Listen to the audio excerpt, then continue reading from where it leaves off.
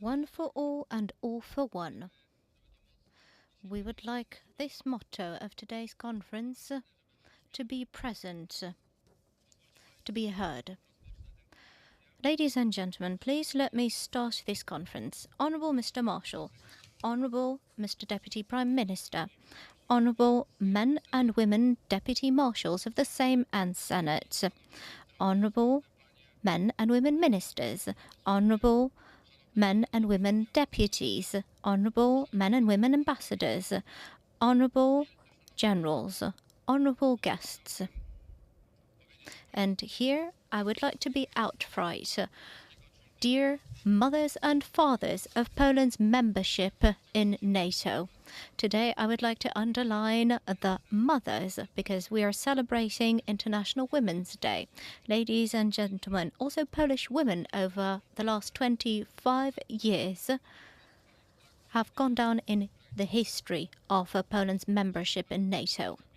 Ladies and gentlemen, 25 years ago, thanks to the effort of many wonderful people, some of whom are present today in this room, Poland has become part of NATO. Formally, this happened in the hometown of President Harry Truman in the City of Independence, when Professor Bronisław Geremek, Minister of Foreign Affairs, presented the U.S. Secretary of State, Madam Madeleine Albright, the ratification document of the North Atlantic Treaty Organization treaty that had been adopted by Poland. A free and democratic Poland outlined its vision of security and the direction it wanted to take. A free and democratic Poland decided that the most optimal direction for developing its security is membership in the largest and most effective defense alliance in the world, which has been, and I'm deeply convinced, will be, always will be, a pillar of security for free Europe and the free world. Ladies and gentlemen, yesterday, the 31-strong NATO family has been joined by Sweden. We have with us the Ambassador of Sweden, Mr. Andreas von Beckraff. Mr. Ambassador, welcome.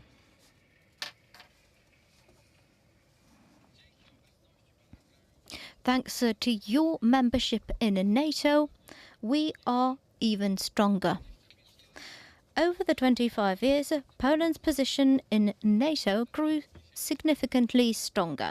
Therefore, we adopted the title From the Cold War to the Strategic Partnership for this conference, as it is undisputed that thanks to the work and involvement of many people, key politicians, Poland is one of the key member states of NATO. Our armed forces are undergoing and will continue to undergo transformation and modernization. We are among NATO leaders, those NATO leaders who have the highest defense spending as a percentage of their GDP. Today, 5 years after this watershed event, we meet in a situation when Russia's invasion of Ukraine undermined the system of security created in Europe after the end of the Cold War. This system based on respect of territorial integrity and sovereignty, a system based on voluntary decisions on membership in military, political and economic alliances. Unfortunately, we are living in a world which is becoming increasingly less stable, increasingly less predictable and increasingly less secure. We are living in a world where we see the emergence of authoritarian, anti-democratic forces that wish to dominate and destroy the world of democratic values and peaceful existence. The full-scale world triggered by unilateral and criminal attack of the Russian Federation against Ukraine necessitates redefining the security architecture and preparing Poland for emerging challenges and threats. It also necessitates guaranteeing all Poles a safe future. Russia will not stop at Ukraine. President Joe Biden said that yesterday in his speech at the Congress. Those important words need to be repeated today. The security of Europe, of NATO's eastern flank and the entire democratic world is an absolute priority for Poland and all NATO member states as a result of Russia's brutal attack on Ukraine. However, we must understand and perceive security in a broader perspective. In today's world, security is not only about modern tanks, jets, or a well-equipped and trained army. In today's world, security is about a well-functioning state and informed citizens. It is a whole system that makes up the so-called resilience. Civic resilience and democratic resilience alike. We dedicate the second panel of today's conference to this very important issue as one of the key challenges that Poland and us politicians are facing is creating an effective civil defense system and preparing the society for different scenarios. Today, we also celebrate the 25th anniversary of Poland's delegation to the NATO PA on equal rules. Yesterday, I signed the document confirming Sweden's delegation to NATO PA. We had 264 MPs in the NATO PA, and since yesterday it is 279 from 32 countries, and we will not stop at that. We would also like to highlight this anniversary with today's meeting and debate. We will discuss current challenges, geopolitical threats, and the desired directions for Poland's and NATO's adjustment to emerging threats and challenges. I would now like to hand over to the Marshal of the Sejm of the Republic of Poland, Mr. Szymon Hołownia. Mr. Marshal, I would like to express my gratitude to you because we see it that from the very outset of your term, that parliamentary diplomacy and international security is a priority for you. And I would like to assure you, as the head of the Polish delegation to NATO PA, that we will stand by Poland's security. We will support parliamentary diplomacy. That is our commitment. And I would also like to say that after the speech of the Marshal of the Sejm, we will open the first panel that will be moderated by Mr. Michał Kobosko, MP. Mr. Marshal, I hand over to you.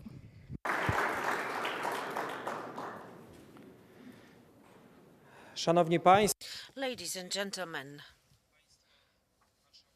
marshals, prime minister, ministers, minister of foreign affairs, ambassadors, welcome the ambassador of the US, ambassador of Sweden. We also have the ambassador of Finland with us today. I'm really glad to welcome you. Generals, all dear and distinguished guests. The North Atlantic Treaty, when we think about that document or talk about that document, we often focus on what is offensive military of this agreement. But when you look into the provisions of that treaty and when you start reading it from the very beginning, you would quickly see that the most frequently used word is peace.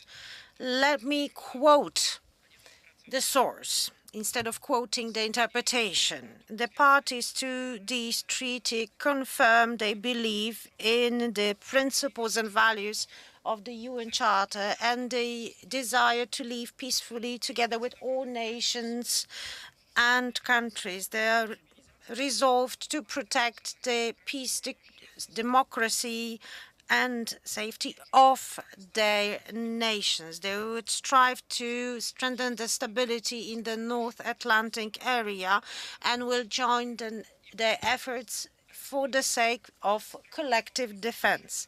In the first article, all the parties commit to solving all issues with peaceful means in order to protect social and international justice. They also commit to refrain from the use of force in any way in compliance with the objectives of the United Nations. In my brief speech, I would like to raise two key points. First, I would like to discuss with you how to be peaceful in the time of war. We have former Prime Minister Buzek with us. How to go about these times. We are now in the times of war, but want to stay the people of peace. We need to avoid becoming the people of war, whether we are civilians or military people, whether we are civil servants, people of service for the society, people withdrawn from the society. All those categories of people should stay the people of peace instead of becoming the people of war. Otherwise, we are not fit into the ecosystem of the North Atlantic Alliance, which protects our value. Our army needs to serve the peace. Our allies need to help us preserve the peace across the world. The key word for the war is peace, not the war itself. This is the horizon, the background we share, and this is what we committed to on the 26th of February 1999. The then President of the Republic of Poland, Aleksander Kwaśniewski, and let me thank him here, signed the accession document. On the 12th of March, in the City of Independence, Polish party handed over the accession act to the American party, and some days later, Polish flags, together with two other flags, were raised at the NATO headquarters in Brussels. This was the legacy of several generations, the solidarity movement, first Polish governments, and numerous people who held ministerial and diplomatic positions. All those people did made all their best in order to go away from the legacy of the Warsaw Pact and to build our the first days of our presence in the North Atlantic Alliance. It was a great enthusiasm because we entered a new community, a new world. And after dozens of years, we discovered that we have to tackle some new challenges and questions. How to be the people of peace in a world. And this is not only my opinion, in a world which cannot live without war or without conflict. The Cold War, the Hot War, or the Hot War and the Cold War, and vice versa. There always will be people here among us in the world who do not want peace. That is why we need to strive for peace, and the peace needs to prevail, and peace needs to be our overarching ambition. Today, we see again a new armed conflict at our borders, a sort of a trajectory of humankind. After the global conflict, we say there will be no more war. There are memorials, there are museums being opened, conferences, symphonies. And after that generation, there is a new one, and this new generation does not know war directly. And then there are subsequent generations, and they just seem to think, okay, maybe our world is too stable. Maybe it will be a good idea to resolve our disputes by means of war. Maybe war should be accepted. And right now you see this time span elapsed since the end of the Second World War. The Second World War is no longer in our imagination, common social imagination. And then we see the sick logic of all the dictatorships. The means justify the end. Everybody in uniform, everybody who understands the army, knows that there is no such thing as a beauty of war. There is no beauty to the war, because war damages everything on its way, because war makes people suffer, kill people, people who are supposed to live.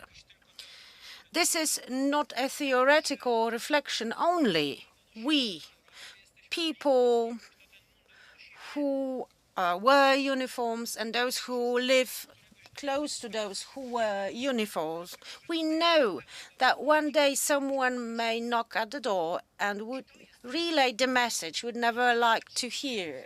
So this is a sort of an element, this human shocking element to it, and showing us the reality of today when war and peace live next to each other. And at war, there is always a face of someone. There is always a face of a child in tears, a woman in tears waiting for her husband, soldiers, or parents waiting for their soldier son.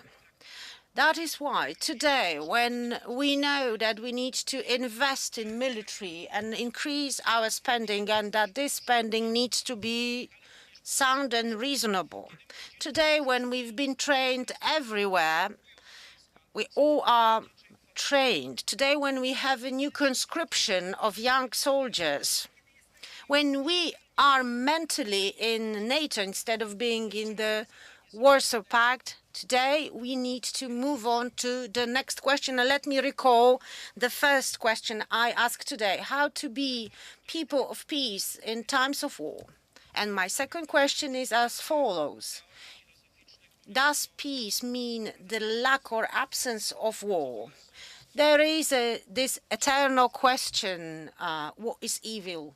And some would say evil is the good is the absence of evil. Can we do the same with peace? Does peace mean the absence of war? For me, it's much better. It's more than just the comfort. It's multidimensional. It does not mean only the absence of shelling and bombardments. It does not mean that troops are not deployed on the ground. Peace also means social life and the coexistence. The identity and the operation of the NATO Pact is also about the coexistence of nations. It's not only about general staff meeting together. Poland, as such, is the co-creator of the North Atlantic Alliance. It's not only about politicians, diplomats, or military men participating in high-level meetings. Poland is the part of this community of values, generations, and nations. And because of that, we need to take into account some practical considerations. Poland is the NATO Pact. And I repeat the same argument in any discussion about the EU. It's not that Poland is in the EU. Poland is the EU. And similarly, Poland is not in NATO. Poland is NATO. What does this mean? It means that we have a lot to do, a lot of work ahead in order to achieve social integrity. And this social integration and integrity is of vital importance in any potential armed conflict. And there could be a conflict between armies, social armies, a sort of a civil strife and war. And we cannot afford such civil war in our country. It's not only important to celebrate glorious anniversaries. Definitely we should do so. This is just to mark the milestones of our development. But this is not enough. Everybody, politicians, people in uniform, should remember that it is important for the Polish security to de-escalate any social conflict. The peaceful social coexistence, a society able to have conversation, able to manage the conflict. Such society is a safe society, And then this is the starting point for building modern armed forces, for building modern civil protection. This together will make up for the ecosystem, which will give us power to act within NATO. The North Atlantic Alliance, you know that well, and the peace in our heads and in our hearts, it's something that we really need today. Some do not know, and some pretend that they don't know. Remember the Latvian president who needed to explain to Elon Musk why we need NATO. You know, there are people who forget that some countries fail to reach the required defense spending. This is the reality.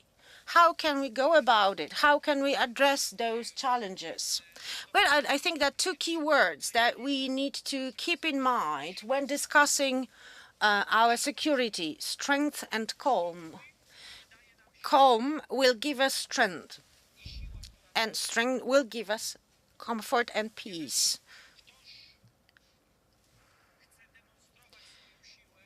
If someone wants to show their strength, we know that they're actually weak. Only weak people and states would create havoc. Those who are strong may stay calm because everybody knows they are strong. Strength and calm, two signposts for the next 25 years of our being NATO in the times of such massive challenges. Don't forget that the treaty was created for the world from the Tropic of Cancer and forgot the Indo-Pacific area. We need to tackle the challenge of the Indo-Pacific area as well. Our alliance has to analyze the Middle East, the former Soviet Republic, the Central Asia countries, the Indo-Pacific regions. Our alliance needs to know how to cooperate with the EU in order to de-escalate the situation in North Africa. Russia is present there, making yet another step to take over the influence in subsequent countries, and I feel really concerned. I had my experience of working in Africa, and I get the photos from my friends in Ouagadougou, in Burkina Faso, and the Russian's flag are present at every crossroad, and I think we just did not notice the wake-up calls. It was first Mali, then Niger, then the Central African Republic, next Burkina Faso, and other countries will follow. This is happening in front of our eyes. NATO has a lot on the plate, and we, as the North Atlantic Alliance, we have a lot on the plate, a lot of work to do. But just remember that being calm will make us stronger, and when we are strong, we get the calm. Be the people of peace in the time of war. And peace does not only mean the absence of war. It's something inside of us, something that helps us in our social coexistence, something that helps us to learn from any disputes, to become stronger through disputes. And let me thank you for coming today to the Polish Sejm.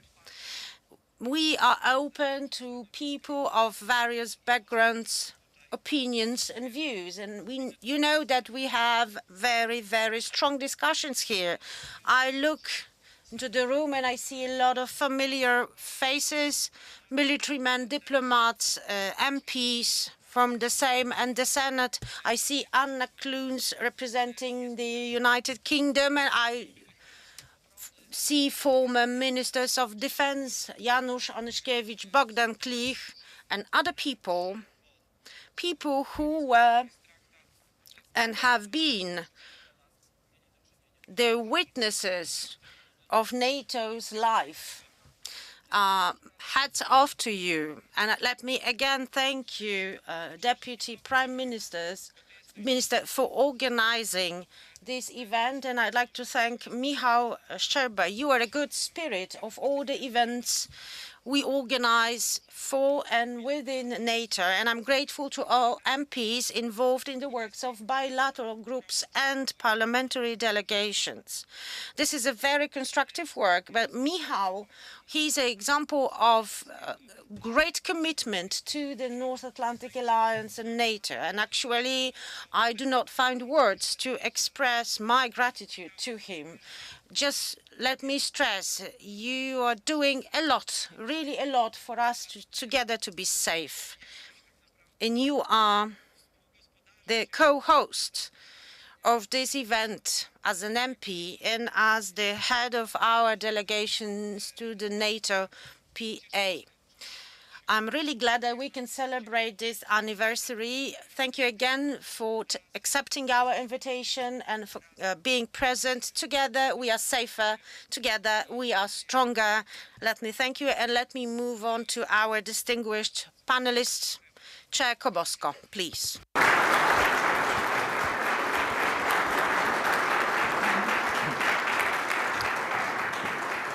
Dziękuję bardzo, panie marszałku. Thank you very much. Thank you, Mr. Marshall. Ladies and gentlemen, let me welcome you once again. I'm looking across the room to look for any faces of people who should be welcomed and added to the list of guests that the Marshal enlisted. I think we should add one obvious name to this list. Obvious for anyone who's interested in North Atlantic Alliance. Mr. Ambassador Jerzy Koźmiński is with us today. Mr. Ambassador, we pay tribute to you. Thank you for your enormous efforts when you were the ambassador of Poland in Washington and you brought us into NATO. Thank you very much, Mr. Ambassador.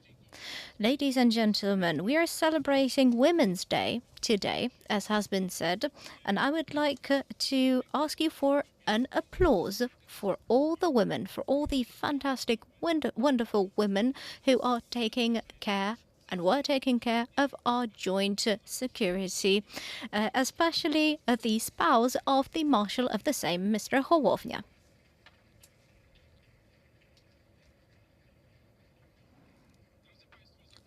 Ladies and gentlemen, in a moment we will open the discussion panel.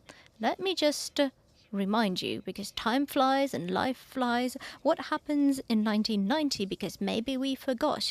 The president was Mr. Aleksander Kwaśniewski at the time. We're very happy that you're with us today. We had the Prime Minister, Mr. Jerzy Buzek, William Jefferson Clinton, the ambassador. And in 1990, what happened? We introduced a new administrative division of Poland, 16 voivodeships. In the light of the upcoming elections, it's very important for us. John Paul II visited Poland with his second pilgrimage, and he spoke here at the Parliament for the first time.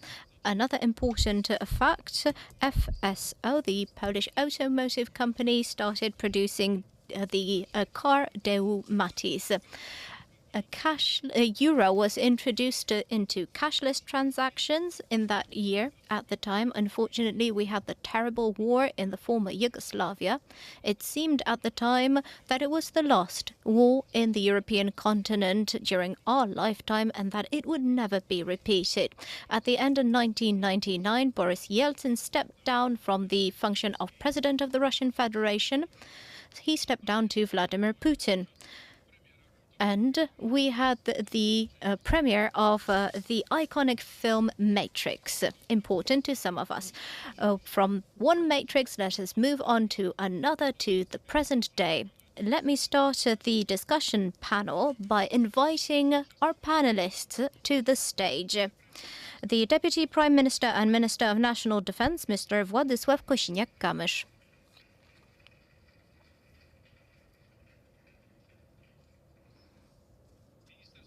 The Minister of Foreign Affairs, Radosław Sikorski. I was out of breath because I was so impressed by you, Mr. Minister. And the president of the NATO PA, Mr. Michał Szczerba.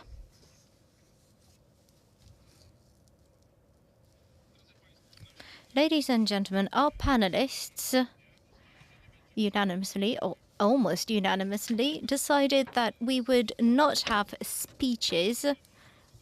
We would move on to a conversation right away. 25 years of Poland's membership in NATO, 75 years of NATO's existence. My first question is very succinct.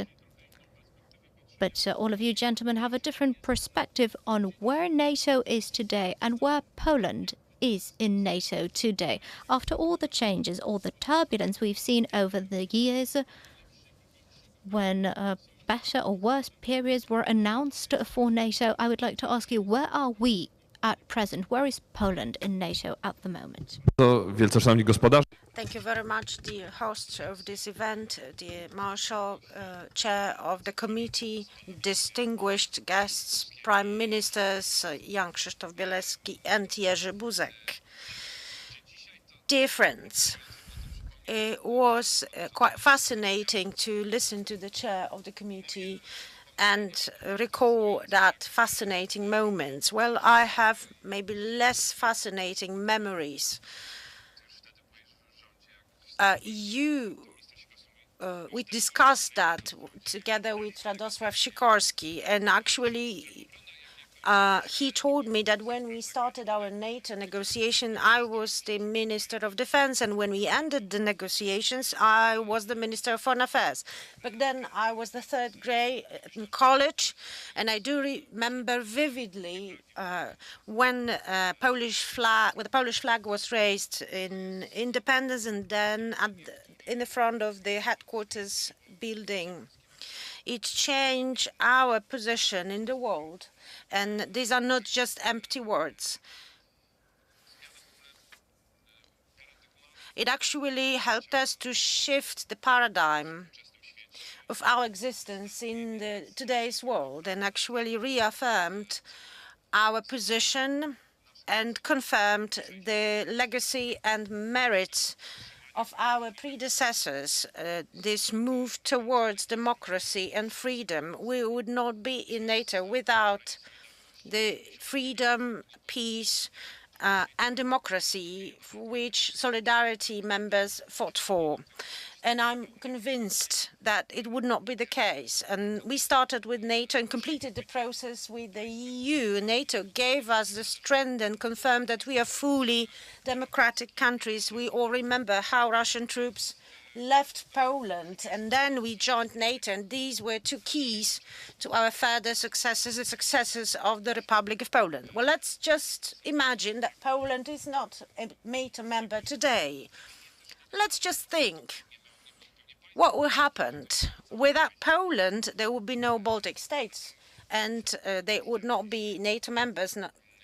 So what kind of situations could we have today? This is the element and the pillar of our security.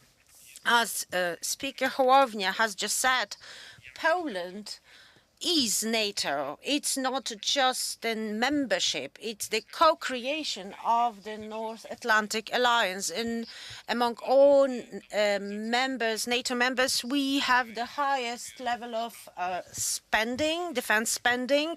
We have the Chief of Staff, General Kukuła. We have the the operation commander. And I do agree that when you are strong, you do not have to speak. That presence just confirms that we are strong. And you see what has happened over the last 25 years. What a great evolutions.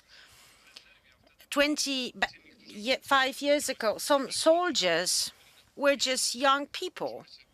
Today, they are experienced generals. Others who actually were the witnesses of our accessions tell me today, well, you know, we were afraid, we had our concerns that maybe we would not be able to catch up. Today, we have the resolve to make progress. Ambassador Brzezinski and other ambassadors, thank you very much for being present here. And you, Ambassador Brzezinski, you have a great mission today. We know that we are just ahead of the visit of our President and Prime Minister in Washington in the Oval Office. This is just yet another proof of the role of Poland, and the fact that both Prime Minister and President will be present during this joint visit shows that we have a unity in terms of our defense and foreign policy. At the same time, this sends a very strong message to our friends and to our enemies. The message that Poland is at the very heart of NATO and that Poland means NATO, and that we will be able to effectively deal those who are now rebuilding the empire of evil around the world. Thank you very much. Mr. Minister, the same question to you. Where is NATO now? How strong is NATO today in the face of the actual war which is being waged in Europe and the hostile aspirations of Russia? NATO, unfortunately, had to go back to its roots. For the majority of our membership in NATO, we de facto conducted operations beyond the treaty area, mainly in Afghanistan. Iraq was not a NATO war. It seemed that war in Europe is very unlikely. Unfortunately, Russia turned out to be incapable in civilizational terms to adopt our values, despite the fact that we on multiple occasions encouraged Russia to adopt these values. We also recall how the West, how Poland wanted the Europeization of Russia. We wanted Russia to fulfill the generally accepted norms. Recently, I met with ambassadors of the G7 group. This group used to be the G8. We also let Russia join the Council of Europe, WTO. The US and other countries channeled billions of dollars to the transformation in Russia, to moving Russian troops back to their homeland. Let me interrupt you. Maybe we were naive, Mr. Minister, we, the collective West.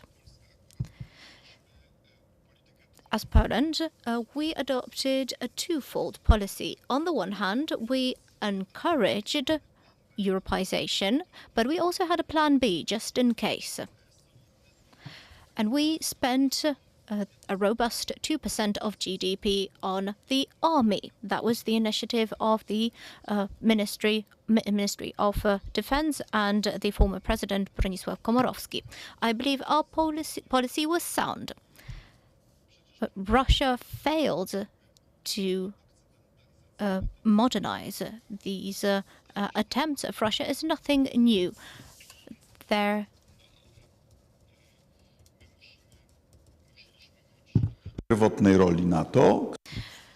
westernization of Russia fails.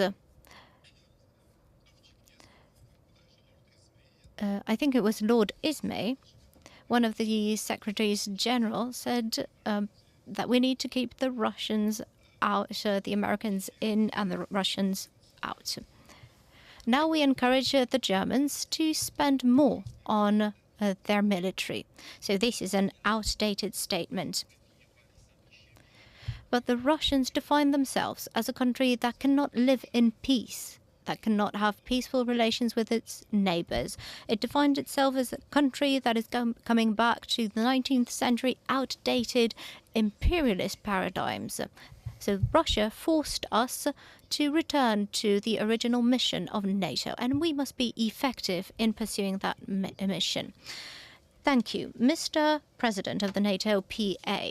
In the NATO PA, are you witnessing a level of awareness among different delegates from different countries as concerns where we are? Do you see that awareness?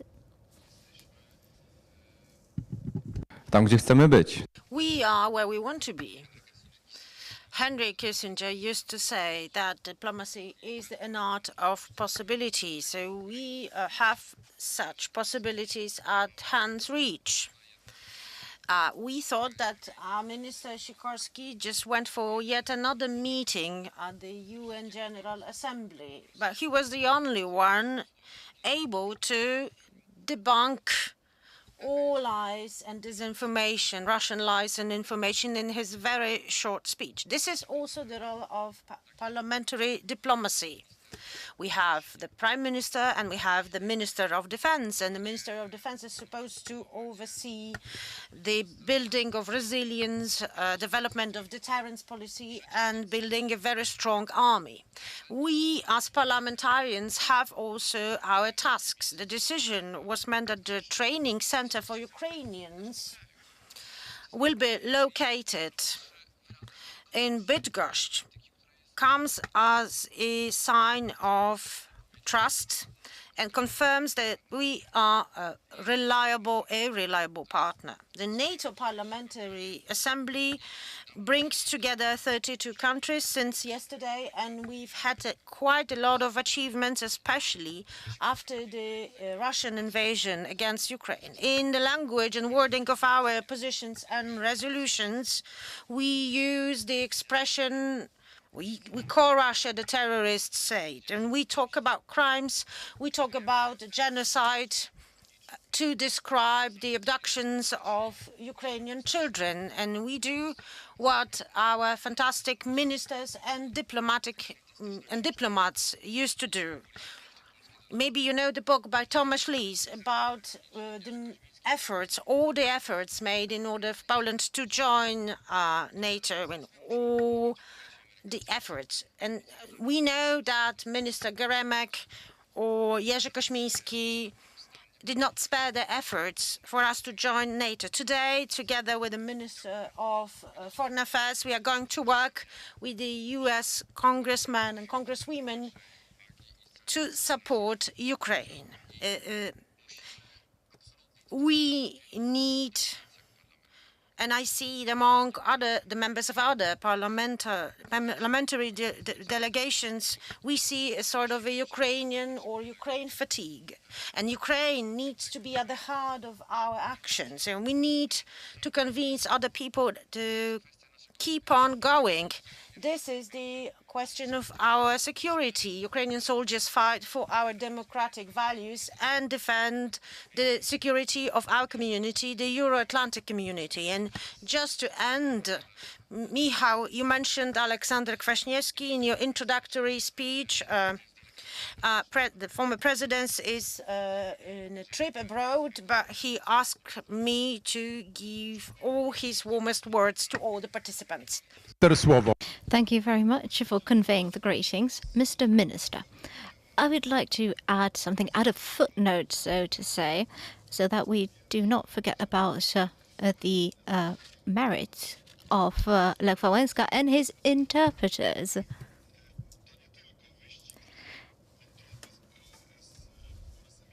So it was not the race against Boris Yeltsin, the drinking race, the drinking competition. There was much more. I think that Jerzy Koźmiński would confirm that we had to convince many senators in the US to support the ratification of the treaty. If I remember correctly, there was one key senator from one of the southern states, Nevada or Arizona, I don't remember, and we were looking for points of leverage. Ambassador Koźmiński discovered that his electoral campaigns are being funded by the Native American chiefs. So we send our secret weapon. Well, it wasn't that secret, it was Lech Wałęsa. We sent our chief to the Native American chiefs. It was a very long trip, more than 10 hours. Lech Wałęsa makes it to his destination. He says, finally, I'm here. I hope that you will not take my scalp. And the interpreter interpreted, I am very pleased to be here with you. I hope that we will smoke the pipe of peace.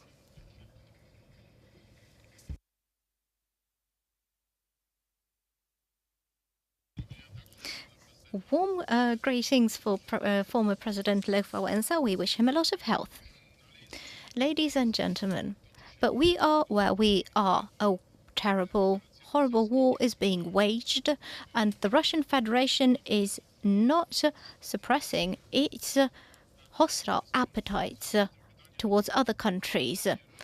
A question to the Deputy Prime Minister, a bit obvious in this situation, a question we are asking ourselves every day. To what extent are we ready? Or recently I asked this question to the Minister of Defense of Germany. How much time do we have? Mr. Prime Minister, are we ready? Are we accelerating our readiness to defend the homeland? We have to be ready here and now. Rok nie za And it's not about being ready in a year or in 2 years. We need to be ready right now. And this is a message that we need to relay to every ally of Poland. And it should be made a common knowledge in Poland. That is why we've just launched an awareness-raising campaign. We do not beat about the bush. When we talk about the defense of the homeland, we need a national community, a very strong and well-organized army, and a very strong alliance, NATO and the EU. And these three important values have been included in our coalition agreement. This is how we have been building our preparedness.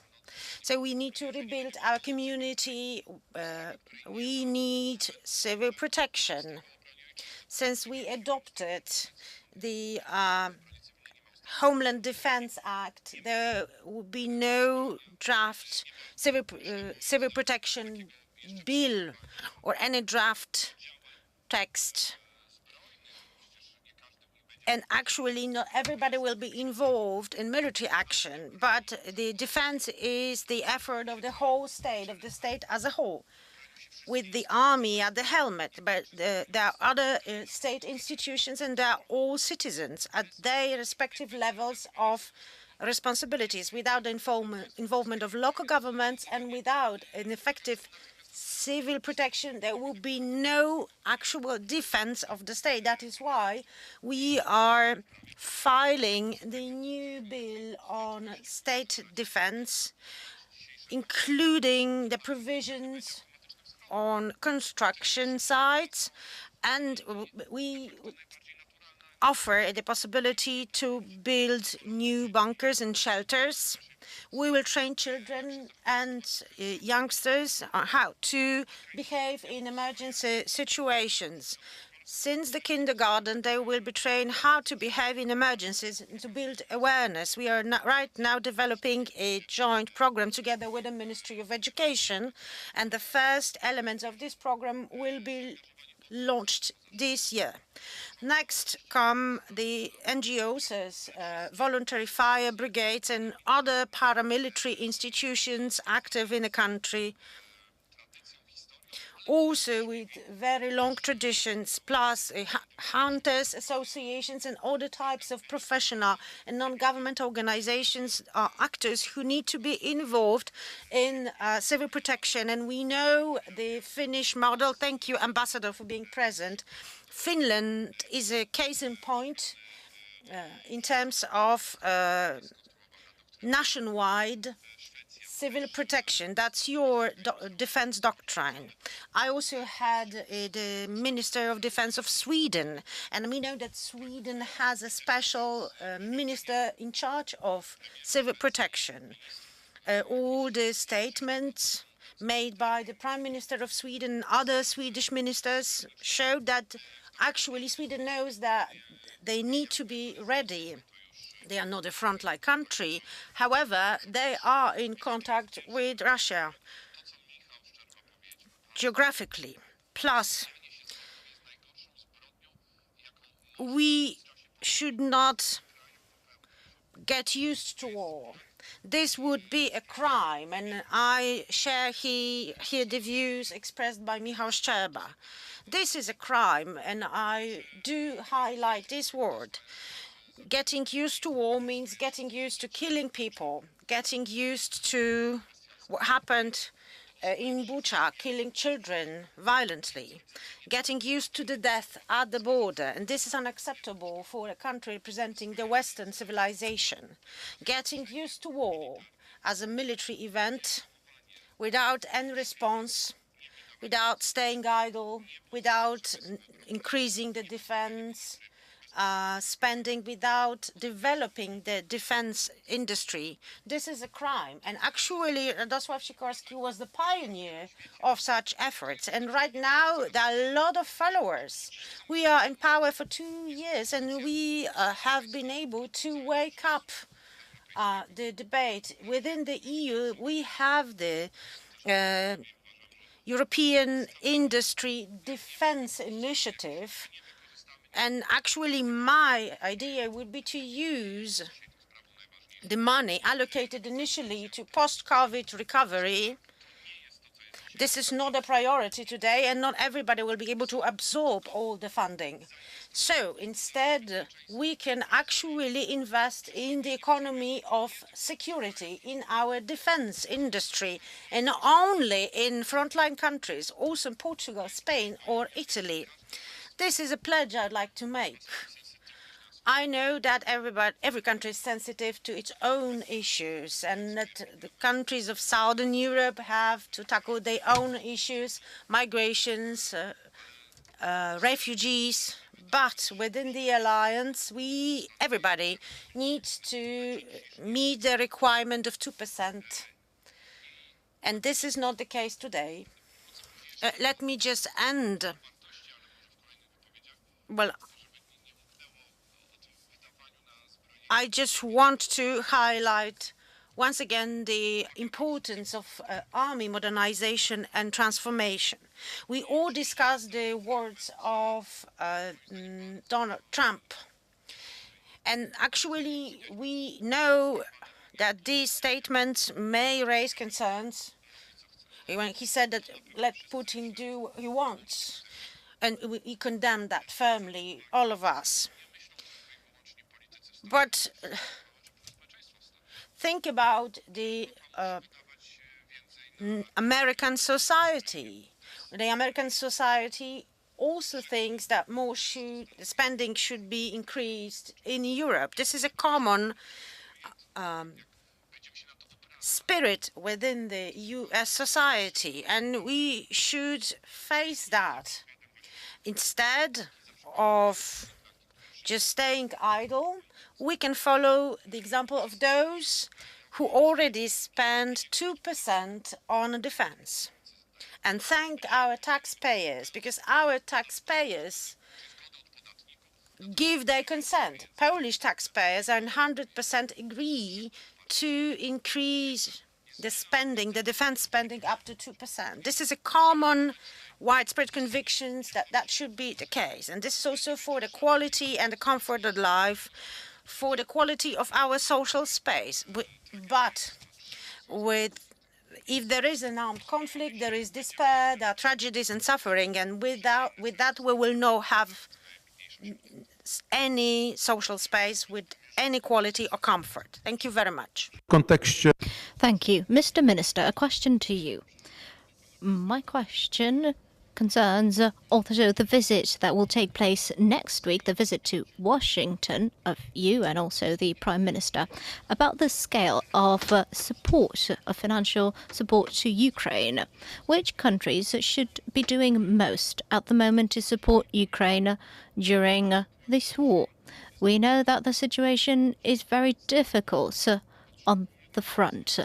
One of the basic needs is more ammunition for Ukraine. There are some international initiatives, the Czech initiative, which seems to be reaching a positive finale. But how can we reach out not just to the Republicans in the Congress? How can we appeal for increasing support for Ukraine? Let me answer your question, but first let me express my great satisfaction with the fact that the military education is coming back to schools. I would like to say to the young people today that they should be pleased about this. In the middle school number 1 in Bydgoszcz, You can even check in the archives that I had a very high mark, a 5, which is a B, for the enthusiasm that I participated in civil defense training, and I would bandage the knees of my female colleagues at school. As concerns supporting Ukraine, at the moment, the European Union, the institutions and the member states together have channeled more or less twice as much as the US has provided to Ukraine. Still, US aid is indispensable because it has a high proportion of military equipment. We don't know if it will pass through the House of Representatives. We will also lobby for adopting this package in the House of Representatives. However, in recent days, the decisions that have been taken by other governments seem encouraging to me. I see the options that have the aid that has been put on the table are very impressive. We can't discuss all details openly. In the long run, I believe we need an EU mechanism. We need the European Peace Facility, so a defense budget of the European Union. It was supposed to be 14 billion euros for 7 years. It was decreased to 7 billion due to the COVID pandemic. We have already spent those 7 billion. Now we need to adopt 5 billion for this year. And I think it's going well. And this is some serious money, 5 billion of euros. And they're estimated as a percentage of GDP, so fairly. And I think that should be the main mechanism of financing EU operations and aid for endangered countries such as Ukraine. Thank you very much, Mr. Minister. Michał, Mr. President, I asked the Minister about the equipment that we are delivering to Ukraine. But recently, not just President Macron mentioned that perhaps we would need to send troops from NATO states to Ukraine, so that they would fight in Ukraine. Is that an actual topic that is being discussed at the moment by MPs? Do you see the readiness, the willingness of important NATO member states to implementing such a scenario? Well, I do hope this will not be the case. That we will not have to implement such scenario. These are controversial words, but I take them as an encouragement and an incentive to spend more, to see security as an investment, as Deputy Prime Minister has explained. This is also an issue we discuss with the American delegation, and the American delegation brings together both Democrats and Republicans, and the Republicans who are members of the NATO PA delegations are Reagan Republicans, people who do feel that security and democratic values are of prime importance. Let me just say that we have to make an effort, a communication effort, to present security as an investment. And there is an ongoing discussion at the NATO PA regarding the investments. We have Sweden. Sweden has joined as the 32nd member, but is also a great example with a great defense spending. So yet another member who would spend more than 2% of the GDP on defense. I look into the room and I look at Ambassador Brzezinski, and we know that we need to spend more, but we also need to spend more effectively with transparency.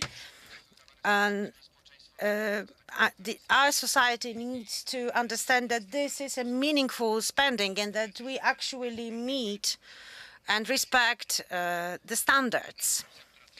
That would be about the first PA discussion. Then we have another discussion about the external risks and threats. There are some risks coming from inside as well. And because of that, we would like to have a center for democratic resilience being created at the NATO headquarters in Brussels. We believe that the alliance create a partnership of democracies.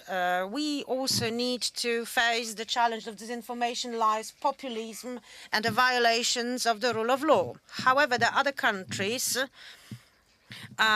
where we would like to promote the open door policies. Ukraine, Bosnia and Herzegovina, or Georgia, the countries which want to join NATO need to meet the requirements stemming from our values: democratic institutions, free press, transparency, and anti-corruption measures. All those elements are also important, and we would like to focus on values and want to stand for them. Thank you very much, Mr. Minister. You wanted to add something. NATO soldiers are already present in Ukraine, and I would like to warmly thank the ambassadors of those states that have taken that risk. Those who are those states know who they are. Well, you can't disclose that. Yes, contrary to other politicians, I will not list those countries. This recalls me of an anecdote that President Zelensky usually tells. Two elderly men drink coffee in Odessa, and one asks the other, "Did you hear Putin's speech that Russia is at war with entire NATO?" "Yes, I heard." "Well, how is it doing?" "It lost 300,000 soldiers, tens of aircrafts of sea vessels, and we lost a couple of thousands of soldiers. There were strikes on cities. And how about NATO?" "Oh, NATO hasn't made it here yet."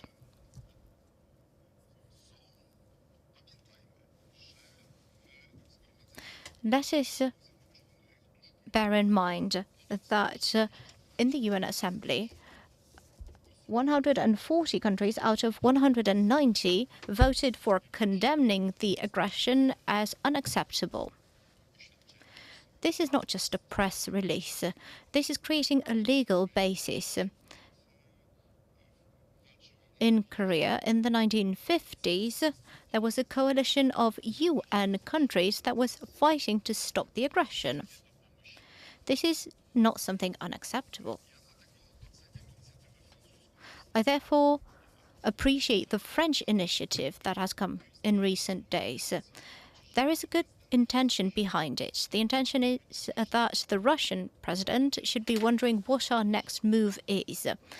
The Russian president cannot be certain that we will not do anything creative and will be able to plan his scenarios out freely.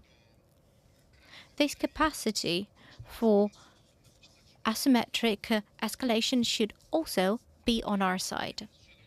Thank you, Mr. Minister. Ladies and gentlemen, we have some time for comments and questions from the audience. It's also a part of our discussion panel. I would like to hand over to Mr. Ambassador of Sweden, the country that has just joined the alliance.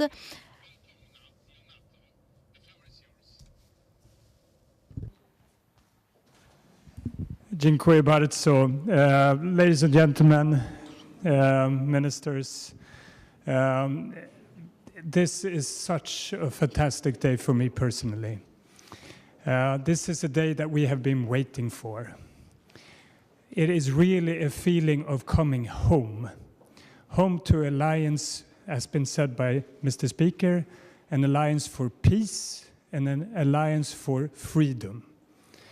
And we are incredibly grateful to the Polish government that has been relentlessly supporting our NATO application. We're incredibly grateful to all the allies that have supported our NATO membership.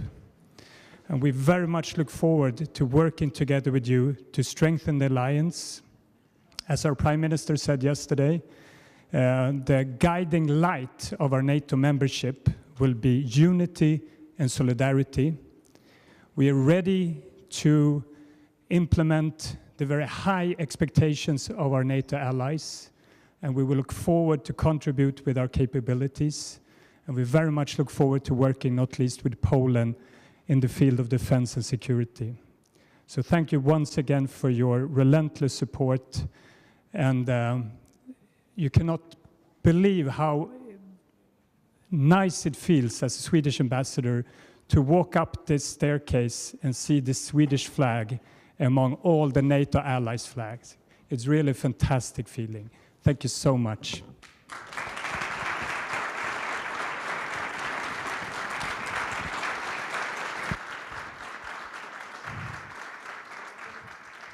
Thank you, Mr. Ambassador. Drodzy Państwo, proszę o pytania. Please, the floor is open for... Still, the Deputy Prime Minister would like to make a comment.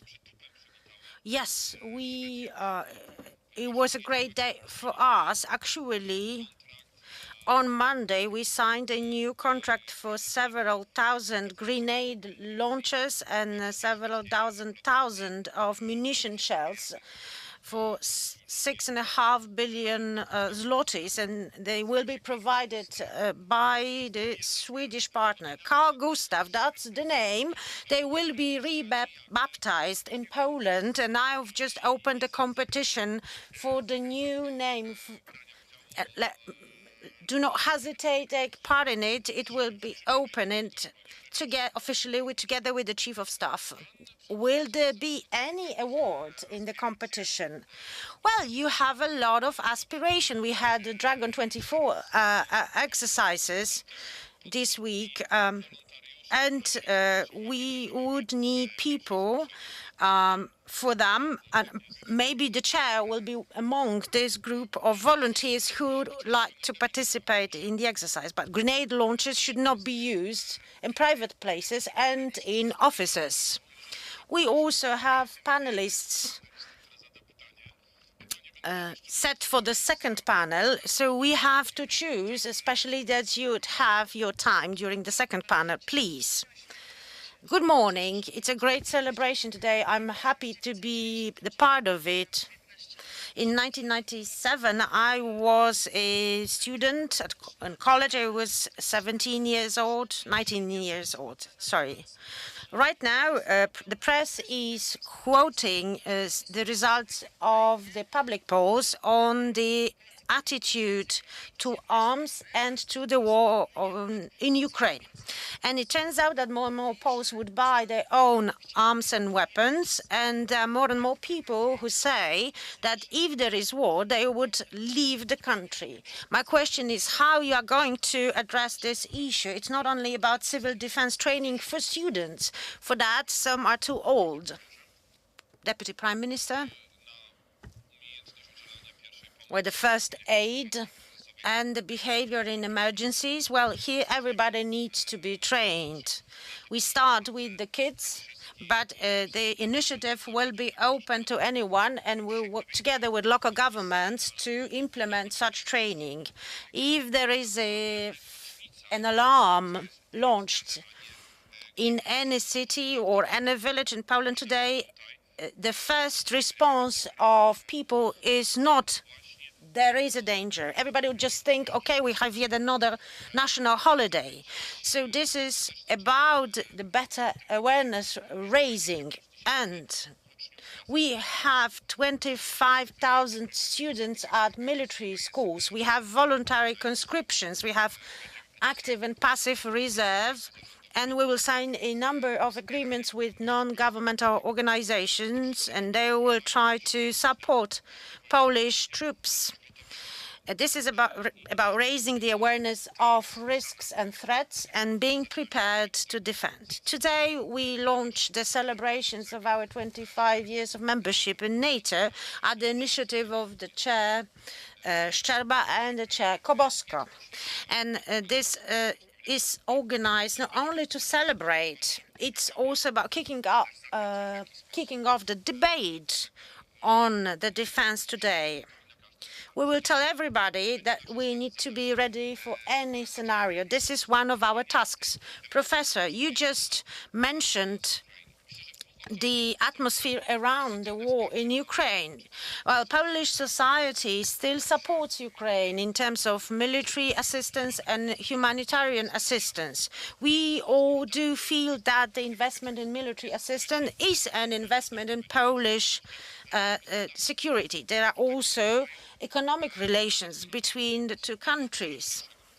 And it's not only the farmers who actually take a negative stance because they believe that there is little solidarity. And there is no solidarity, actually. The unconditional opening of borders with the ingress of Ukrainian products non-compliant with European standard creates the distortion of competition. We had to live in years and years of transition periods in order to avoid any unfair competition cases. We do understand that this is an exceptional situation. However, it needs to be handled properly. Otherwise, the social support for other types of assistance will go down. That is why our Prime Minister and other ministers are now working on the bilateral agreement for the export and import of products. This will help us maintain this good level of support for military and humanitarian assistance.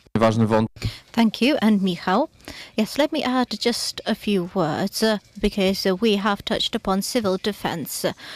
And let me confirm what the Deputy Prime Minister said, that the Sejm will look into this bill. In a couple of years, we will have a report of the Supreme Audit Office about the Polish shelters and their condition. We don't know where they are located. The situation has changed.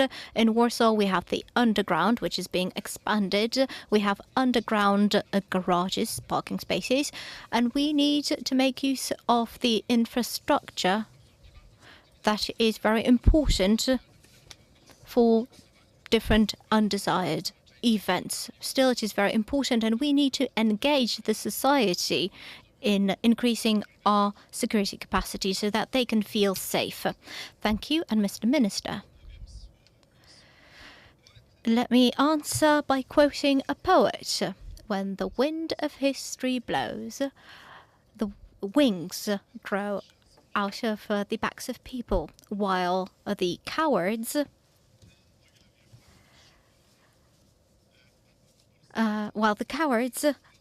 feel only fear. As I understand, we have general conscription. Yes, well, it has been suspended, but not eliminated.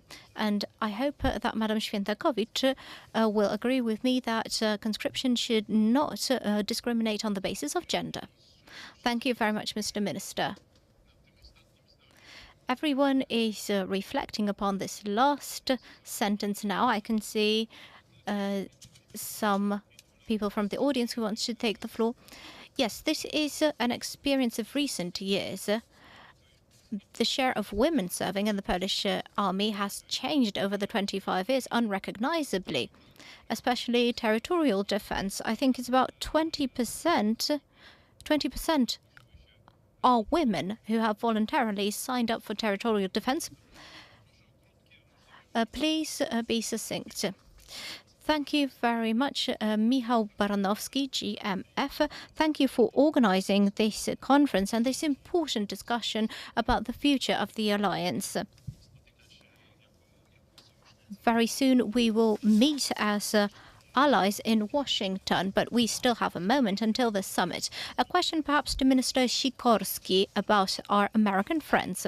The Congress is not doing what it should be doing at the moment as concerns as passing the package and sending weapons, but the administration has some options to release about $5 billion of support, and we will encourage our American friends to do that. And a broader question to the panel. It is about the next 25 years, the coming years when Poland will have to provide security. What is our plan for the coming years, which will be crucial for NATO's future? Mr. Minister, the first part of the question is great, but I think it should be a question to the Ambassador of the United States, who is here with us and will give us a more competent answer than I could ever give. As concerns providing safety, we've already paid for some arms. We are signing more contracts. When all of this gets to Poland, well, it is integrated. When we create the capacity for moving that equipment around, when it is part of our defense doctrine, when it is when our troops undergo training in military training grounds, then this will be positive. When I was a Minister of Defense, I had about 24 billions to spend on military defense, while the current minister sitting next to me has about 166 billions. I had about 20% for purchases, and as I know, the current minister has 50% to purchase more equipment, so this is some serious money. Ukraine is giving us some time. It is giving us the time to become a really serious player. One more question from the audience, please. The lady raised her hand. Thank you very much. Maja Mazurkiewicz, Alliance for Europe. It is a great pleasure for me to be here. We have a lot to celebrate. 25 years has seen a lot of change in defense. We are talking more and more about disinformation and cyber threats. Here comes my question. What can Poland do to defend itself? We've just had the Munich Security Conference. About 10 days before that, we had a constant narrative with videos of Putin threatening the whole West to the EU. How can we defend ourselves, and what role can NATO and Poland play in this defense? Mr. Deputy Prime Minister, yes, this is ongoing. Every day is about countering attacks in cyberspace. The command of the cyberspace component are greatly involved in protecting military infrastructure, also digital infrastructure. The Ministry of Digitization with the Deputy Minister Gawkowski here is doing a lot, and this will be key to fulfill our aspirations here for the civil component. We need to raise awareness. Polish schools should teach how to separate truth from falsehoods online. I graduated from a biological and chemical class and then from a medical faculty, but I never made use of one thing, the reproduction of plants, though on every single stage of my education I had to learn it.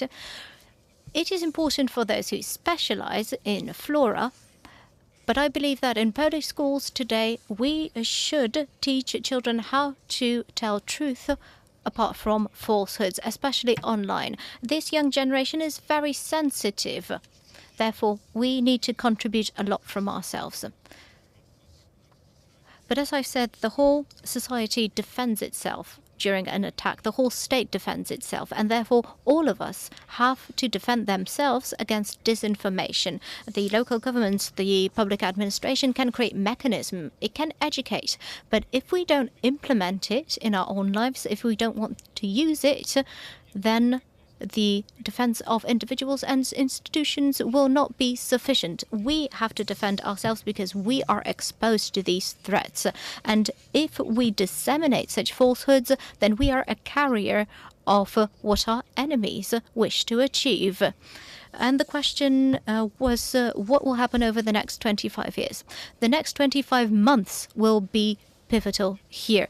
I am deeply convinced that the next 25 months will be decisive for Poland's and Europe's safety. Therefore, our efforts for the defense industry, the arms industry, all of the efforts we are taking have to be taken now. We are here at your disposal, all of us from the ministry. We also have other deputy ministers. We have the deputy minister, Mr. Wziątek, who is responsible for the anniversary celebrations, but also for education, not as a part of history, but as a part of present-day efforts. So if you have any suggestions for us, we are here, and you can come and talk to us. This Jubilee will continue. Yet it will be an effective Jubilee in terms of spending on military defense and on education. Thank you. Jeśli chodzi o dezinformację. Let me start with disinformation issue. Now we are in a counter-offensive to deny the lies of Russia's ambassadors. We do it also institutionally. We are right now in a very active negotiation with the depoliticized public TV. We want to have in a few months professional editorial teams in the TV and the radio, available in German, Russian, Belarusian, Ukrainian, so the languages of the neighbors, and definitely in English. To reach out to respective communities with truth information, which will be a remedy to a poisoning propaganda.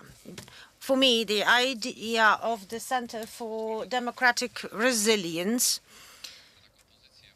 is a high point on the agenda. We actually have a special secretary for the Center for Democratic Resilience, and this is thanks to the funding provided by the government of Luxembourg. The disinformation component is also the part of the issues included in the list of missions of that center. We know that at some point the authoritarian governments would like to influence and interfere with our democratic processes.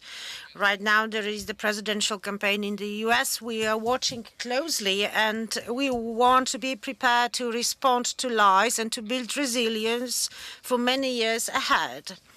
You know, this is a relay of generations. I look at Prime Minister Bielecki. He was the first one to contact the North Atlantic Alliance. I see MP Jadwiga Zakrzewska, the first one to build our position within the NATO Parliamentary Assembly. I look at Jan Żonyszkiewicz and Bogdan Klich, both defense ministers responsible for Poland's integration into the NATO structures. We are now NATO members, and this is a value given to us, and right now we try to do our best to preserve it. Ladies and gentlemen, because the time is tight, let me thank our panelists, Deputy Prime Minister Władysław Kosiniak-Kamyk, Minister of Foreign Affairs Radosław Sikorski, and President of the NATO PA Michał Szczerba. The Deputy Prime Minister, let me keep you on stage and let me give you the mic, because there is a nice celebration just ahead of us, a ceremony actually. Ladies and gentlemen, we are talking Jubilee, celebrations and gratitude to those who have made it. And we want to thank those people with a special little statue. We've chosen a list of those who have their merits, very meritorious people. On the 12th of March, we will have another commemorative event with a big gala at the National Theatre and the official solemn raising of the Polish flag. Please feel invited to the celebration organized by my ministry. But today, for those present in the room and those parliamentarians, members of the public administration, members of the Polish armed forces who greatly contributed to our NATO accession, we decided to honor them with a special statue. And let me now move on to the presentation of the list of our awardees today. Ladies and gentlemen, our accession to NATO was one of the key goals of Polish foreign policy in the 20th century. But before the Accession Act was filed on the 12th of March 1997, Poland had to convince the allies that it would become a reliable partner. It was a multi-stage and long-term process with a lot of people contributing to it. On the 25th anniversary of those events, Deputy Prime Minister and the Minister of Defense, Władysław Kosiniak-Kamysz, decided to honor those the most meritorious in the process. Ladies and gentlemen, let me quote those who will be given the statue: Jan Krzysztof Bielecki.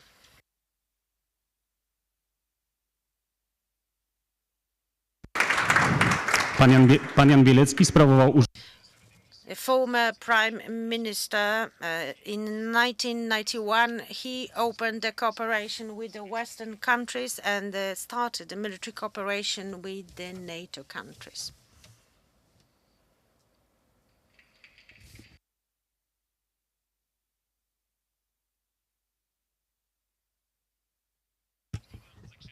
Jadwiga Zakrzewska.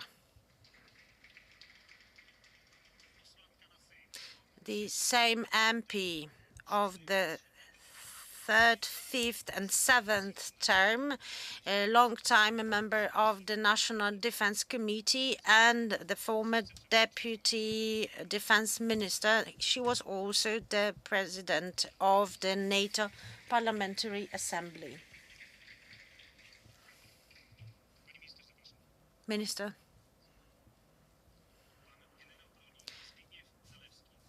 General Zbigniew Zalewski.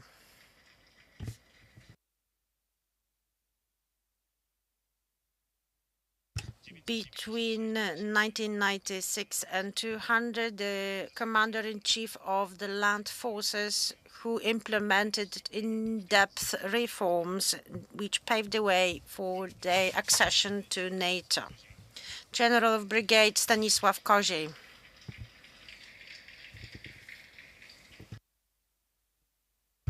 In 1994, the head of Defense System Department at the Ministry of Defense. Between 1994 and 200, he also worked for other departments at the Ministry of Defense. He also represented Poland at the high-level group for strategies and tactics in nuclear policy. Colonel Krzysztof Zakrzewski. In 1999, he was the head of the NATO Integration Department at the Ministry of Defense. Prime Minister, I think that will be enough from me. You have enough of me. Congratulations, my warm congratulations on behalf of all those who appreciate your efforts, and please feel invited for the series of events organized on that occasion by the Ministry of Defense. We all invite you together with our two deputy defense ministries. Thank you very much. Mr. Speaker, please feel invited as well. We will have a family photo together with all the awardees.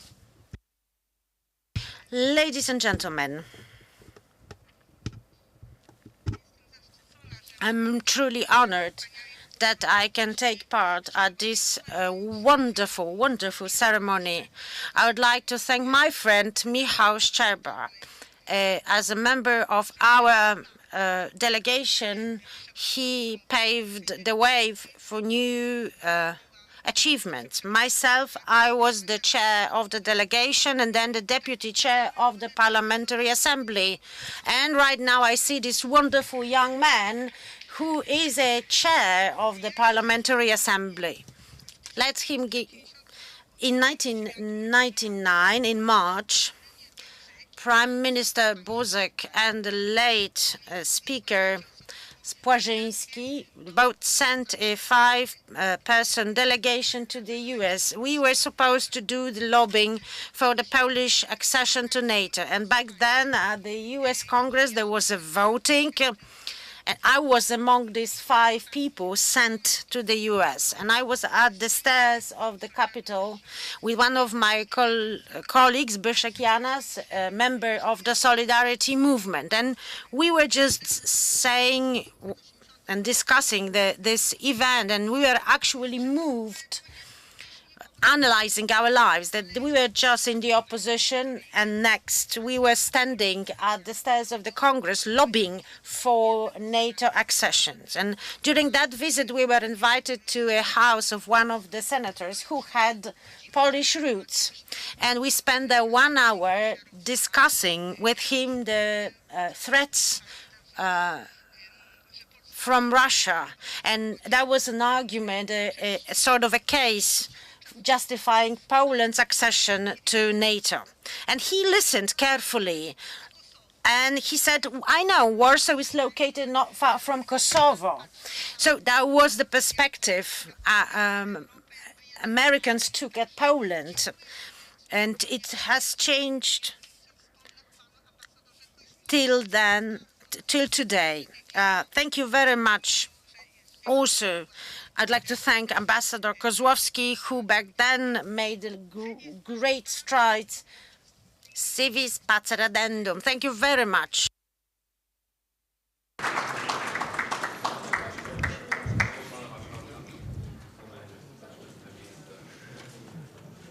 Serdeczne gratulacje. Congratulations to all the awardees. We have a moment for a family photo. And in a moment, we will invite all of you to the main hall to take a family photo. We will take a photo together, all of the participants of today's important Jubilee conference. We will also have a break for coffee, and we will meet back here at 2:15 sharp. And we will open the second discussion panel. Enjoy your coffee, and please join us for the family photo.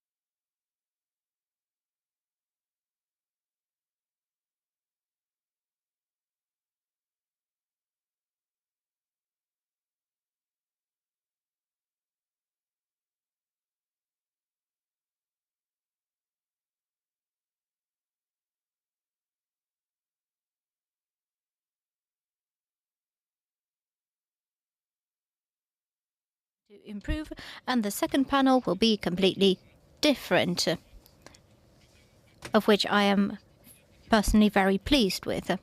In the second panel, we will talk about democratic values and social resilience. We will talk about these two very important factors that have been mentioned by Deputy Prime Minister Kosiniak-Kamysz in the first part of our meeting.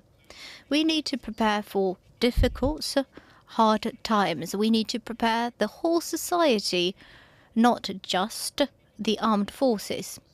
We need to prepare a common mindset and undertake joint efforts to increase our security and defense, our resilience to the threats that we see emerging, that we see that are already real. And we see that in Ukraine, they are taking a great toll. Let me invite our panelists. We are honored by Her Excellency Ambassador of the Republic of Finland, Madam Päivi Laine. Madam Ambassador, welcome. We have with us Senior Brigadier Dariusz Marczyński, Director of the Department for Civil Protection and Crisis Management of the Ministry of the Interior and Administration. A warm welcome to you, Mr. Director. Madam Professor Katarzyna Pisarska, Chairwoman of the Kazimierz Pułaski Foundation Council and Chair of the Warsaw Security Forum. A warm welcome to Madam Professor. And Madam Professor Karolina Wigura of Kultura Liberalna, Faculty of Sociology of the University of Warsaw and Centrum Liberale Moderne, Berlin. Ladies and gentlemen, we've already touched upon this issue during the first discussion panel. The Deputy Prime Minister, Mr. Kosiniak-Kamysz, mentioned that for many reasons, Finland should be a model state for us. It should be a model in terms of thinking about our own defense, about total defense. That's the English term we use here. We need to think about the whole ecosystem of defense and increasing a country's security. In Poland, we did not witness such thinking, at least not to such an extent.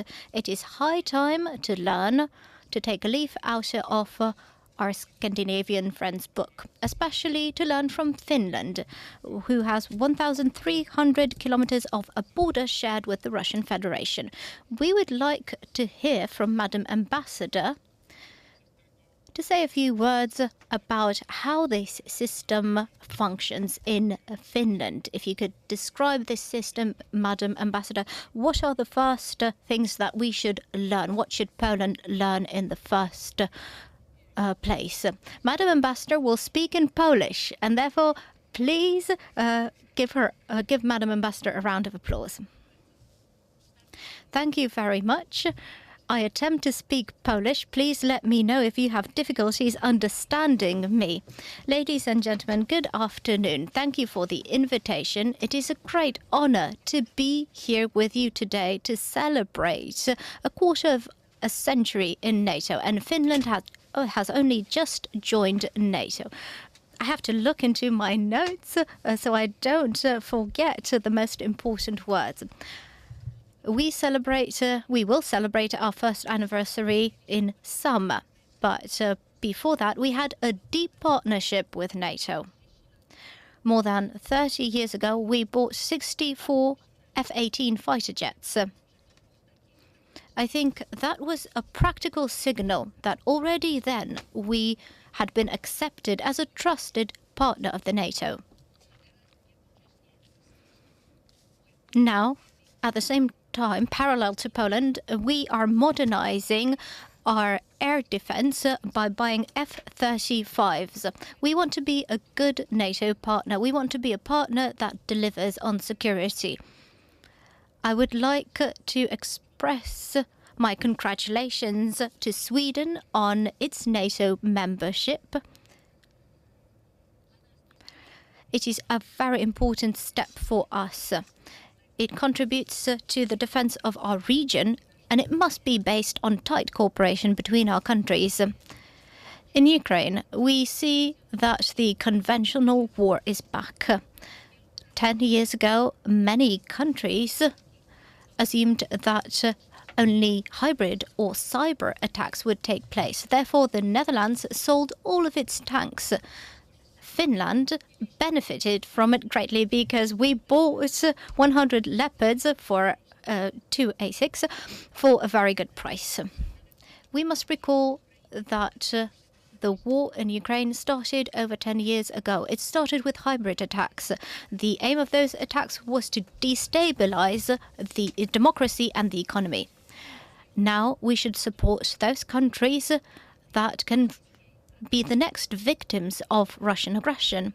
It is important to build and strengthen their resilience in the broad sense.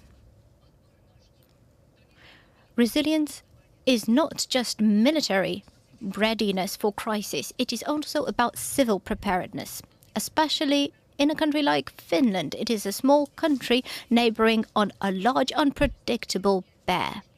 We need to make use of all the forces we have, we men and women alike, companies, education of youth, existing infrastructure, general conscription as well.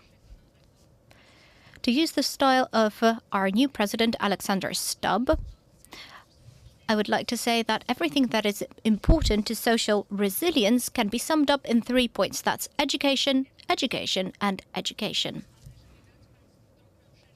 To give you a broader picture of the situation in Finland, I must elaborate. Building social resilience in Finland is not an invention of recent years. After World War II, we did not lay down our arms. We started preparing for the next crises. We started rebuilding our army based on general conscription. At the same time, we started preparing our civil defense. We had only 4 million people in our population, so we needed to make use of the potential of each and every citizen. And now our population is 5.5 million, but we still follow the same pathway. Finland strongly desires to defend its country. 80% of our population is in favor of this approach. About 90% of Finns trust in the army defending the country in case of an attack. The social and political consensus on security gives Finnish authorities a strong mandate to take action. A widespread educational system is the basic element that impacts the quality of our conscription-based army. Our army has been put to the test in many foreign missions. We have 280,000 soldiers in the reserve, and we can mobilize up to 900,000 troops. At present, conscription is voluntary for women. More than 1,000 women join the army every year, and we have about 13,000 women in the reserve. The National Center for Civil Defense Training is an important institution. It has its regional and local branches. It trains about 50,000 people every year, people from different sectors at different ages and in many areas, from survival outdoors to self-defense to extinguishing fires or operating a radio station. In a certain sense, Finland is an island. On the one hand, we have the Baltic, then we have Russia, and to the north we have a lot of barren land. We are dependent on maritime trade. We have to secure deliveries to ensure that our society, our economy and our military resources are secured. This is about energy, about transport, water, food, pharmaceuticals, etc. The main organization responsible for these tasks is the National Agency for Emergency Supplies. Its operations is based on cooperation between the central and local authorities and local companies and entrepreneurs. We finance everything from a fund of 1.2 billion euros. This money comes from a special tax on energy, electricity, on vehicles, on heavy vehicles. It's 0.5% on retail prices. Resilience requires taking action by everyone. The situation is good in Finland. People are ready to defend their independence. On the other hand, the state is ready to protect the lives and health of its citizens. Finland has special warning systems, evacuation procedures, and a network of shelters in terms of civil defense. We have places for 4.5 million people in shelters. Every building with a surface area of more than 1,400 square meters must have a shelter. And the construction company is obliged to provide the shelter and increases the price of the building by 2.3%. Shelters are dual use. In normal times, they house parking spaces, underground stations, etc. And in residential areas, those are special storage facilities for the residents. Under the Act, they have to be converted to a shelter within 42 hours in case of an attack. The shelters are prepared for armed conflicts, but also in case of detecting radiation or hazardous substances. On a final note, let me point to the struggle against disinformation. Currently, we are surrounded by different information at all times. Sometimes it is difficult to separate truth from falsehoods. In Finland, we educate our young people from the youngest age in media literacy. We have some successes in this field. From 2017, we are at the top of the media literacy index ranking. Free and independent media are a very important element of these efforts. Also, a high level of trust to individuals and institutions. We started teaching media literacy in the 1970s. We have a national program at the moment. We teach children about using the media. The programs are adjusted to every age bracket, and we started from the earliest age. In Finland, when we talk about total defense, we underline that the first line of defense is the teacher in a preschool. Thank you.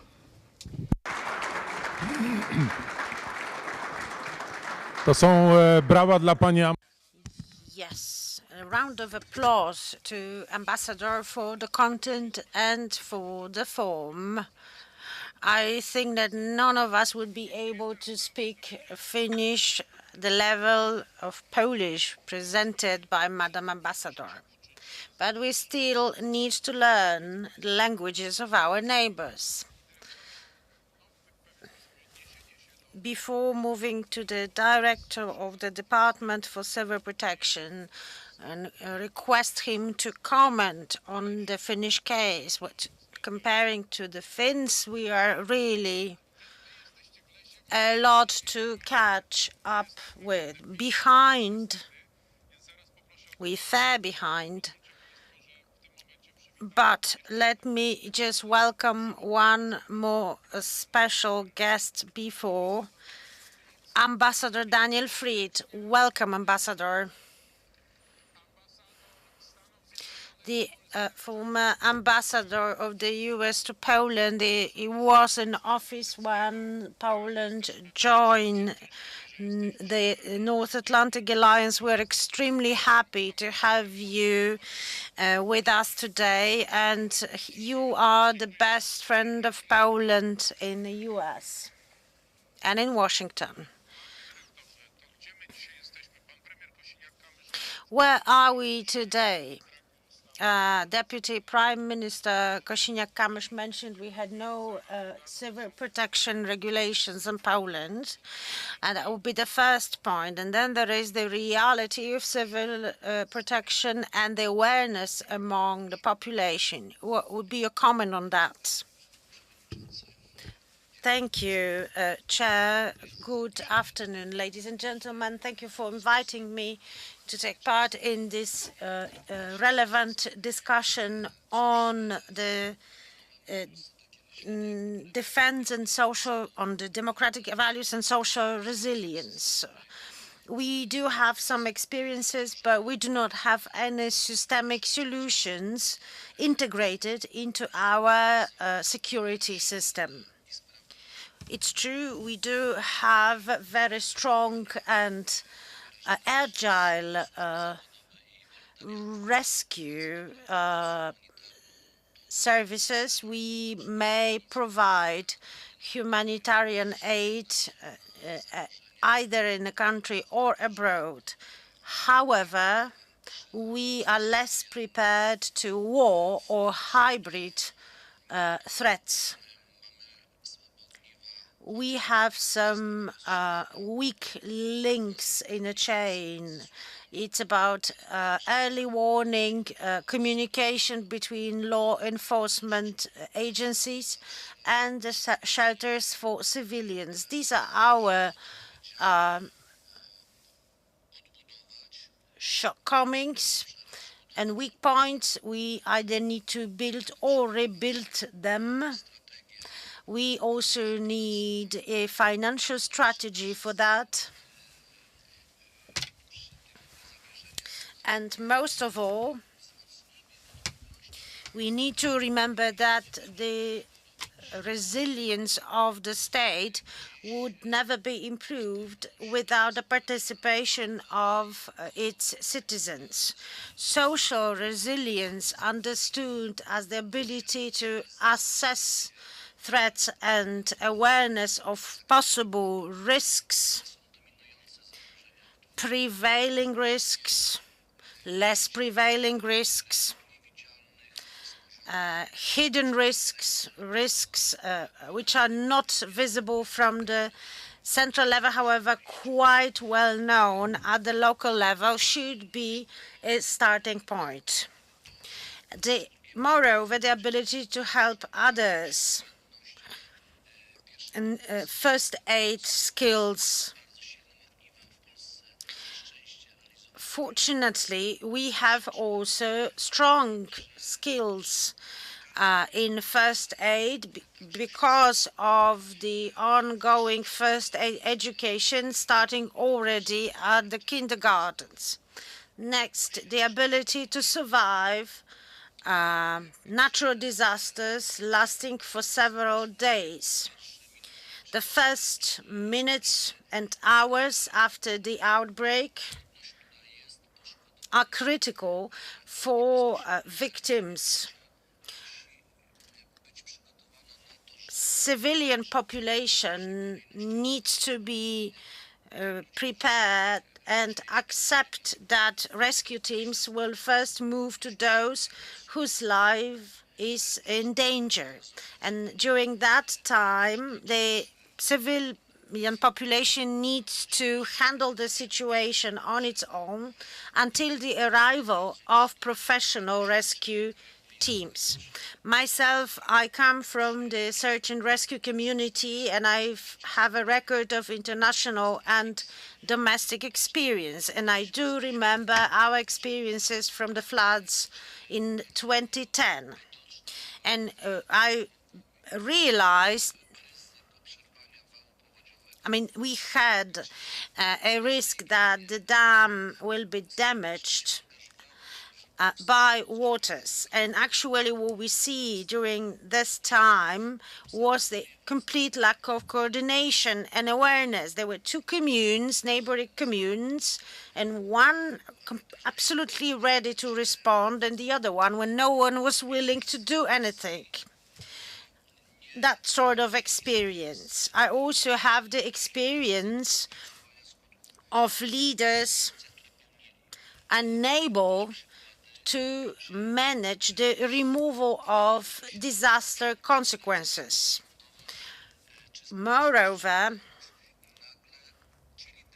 I'd like to mention that the opposite cases of leaders being born just out of the crisis, NGOs present on the disaster side, had leaders who actually were able to take over the leader role.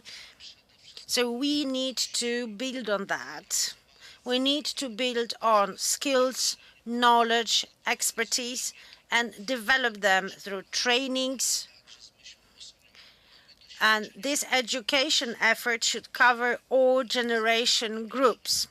The pandemic showed us that NGOs, neighbor communities were actually able to sustain the burden of help just in the name of neighborly decency. We believe that this sort of posture and this sort of attitude of solidarity is the very DNA of our patriotic stance, and that's the path that we need to follow. Thank you very much. Madam Professor, or Kasia, if I may call you by your first name, you've just listened, we have all listened to Mr. Director. Do you know where the nearest shelter is? The nearest one to your house? I have no idea. I hope you can hear me. Unfortunately, we can hear your answer. Most of us, if not all of us, have the same problem. Could you tell me, where are we as a society in terms of responding to threats? You participate in many international meetings. You moderated a panel at the Munich Security Conference recently. We compare the experience of different countries. Finland is extremely inspiring. I think you're all calculating 5 million Finns and 900,000 soldiers that you can mobilize. So how many should it be for Poland, which has a larger population? Could you give us your perspective? Thank you, Michał. Let me give you a broader international perspective, if I may. I think that in this building, in the Sejm, we don't need to explain to anyone that our social resilience is as strong as our democracy is. As soon as we give in to populism, to polarization, to quarrels, when we start questioning the value of democratic institutions, we start hurting our own state. And we are giving our enemies a wonderful tool to weaken our resilience.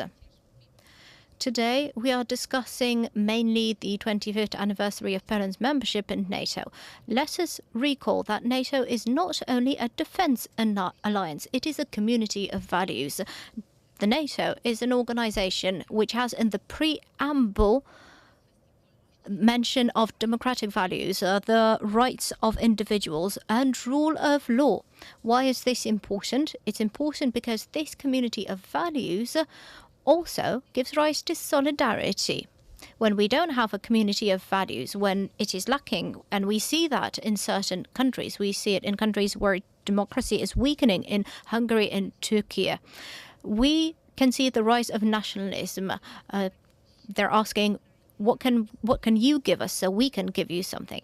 It's a different approach. The West stands behind Ukraine steadfastly. We adhere to certain values. We believe that the world must be based on these values: territorial integrity, sovereignty, human rights, refraining from bombarding cities, from raping women, from killing people. Those are the basic values that we share in the West, all of us. Without these values, we have no solidarity and we have no effective defense.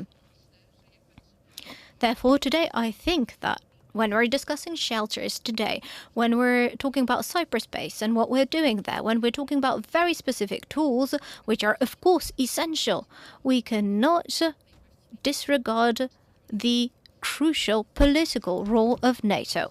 I would say that NATO's political role was never had such importance since the end of the Second World War, or perhaps during the Cold War, but the political role of the NATO is very important. Why is it important? Because we've seen great changes, internal and external, in NATO member states.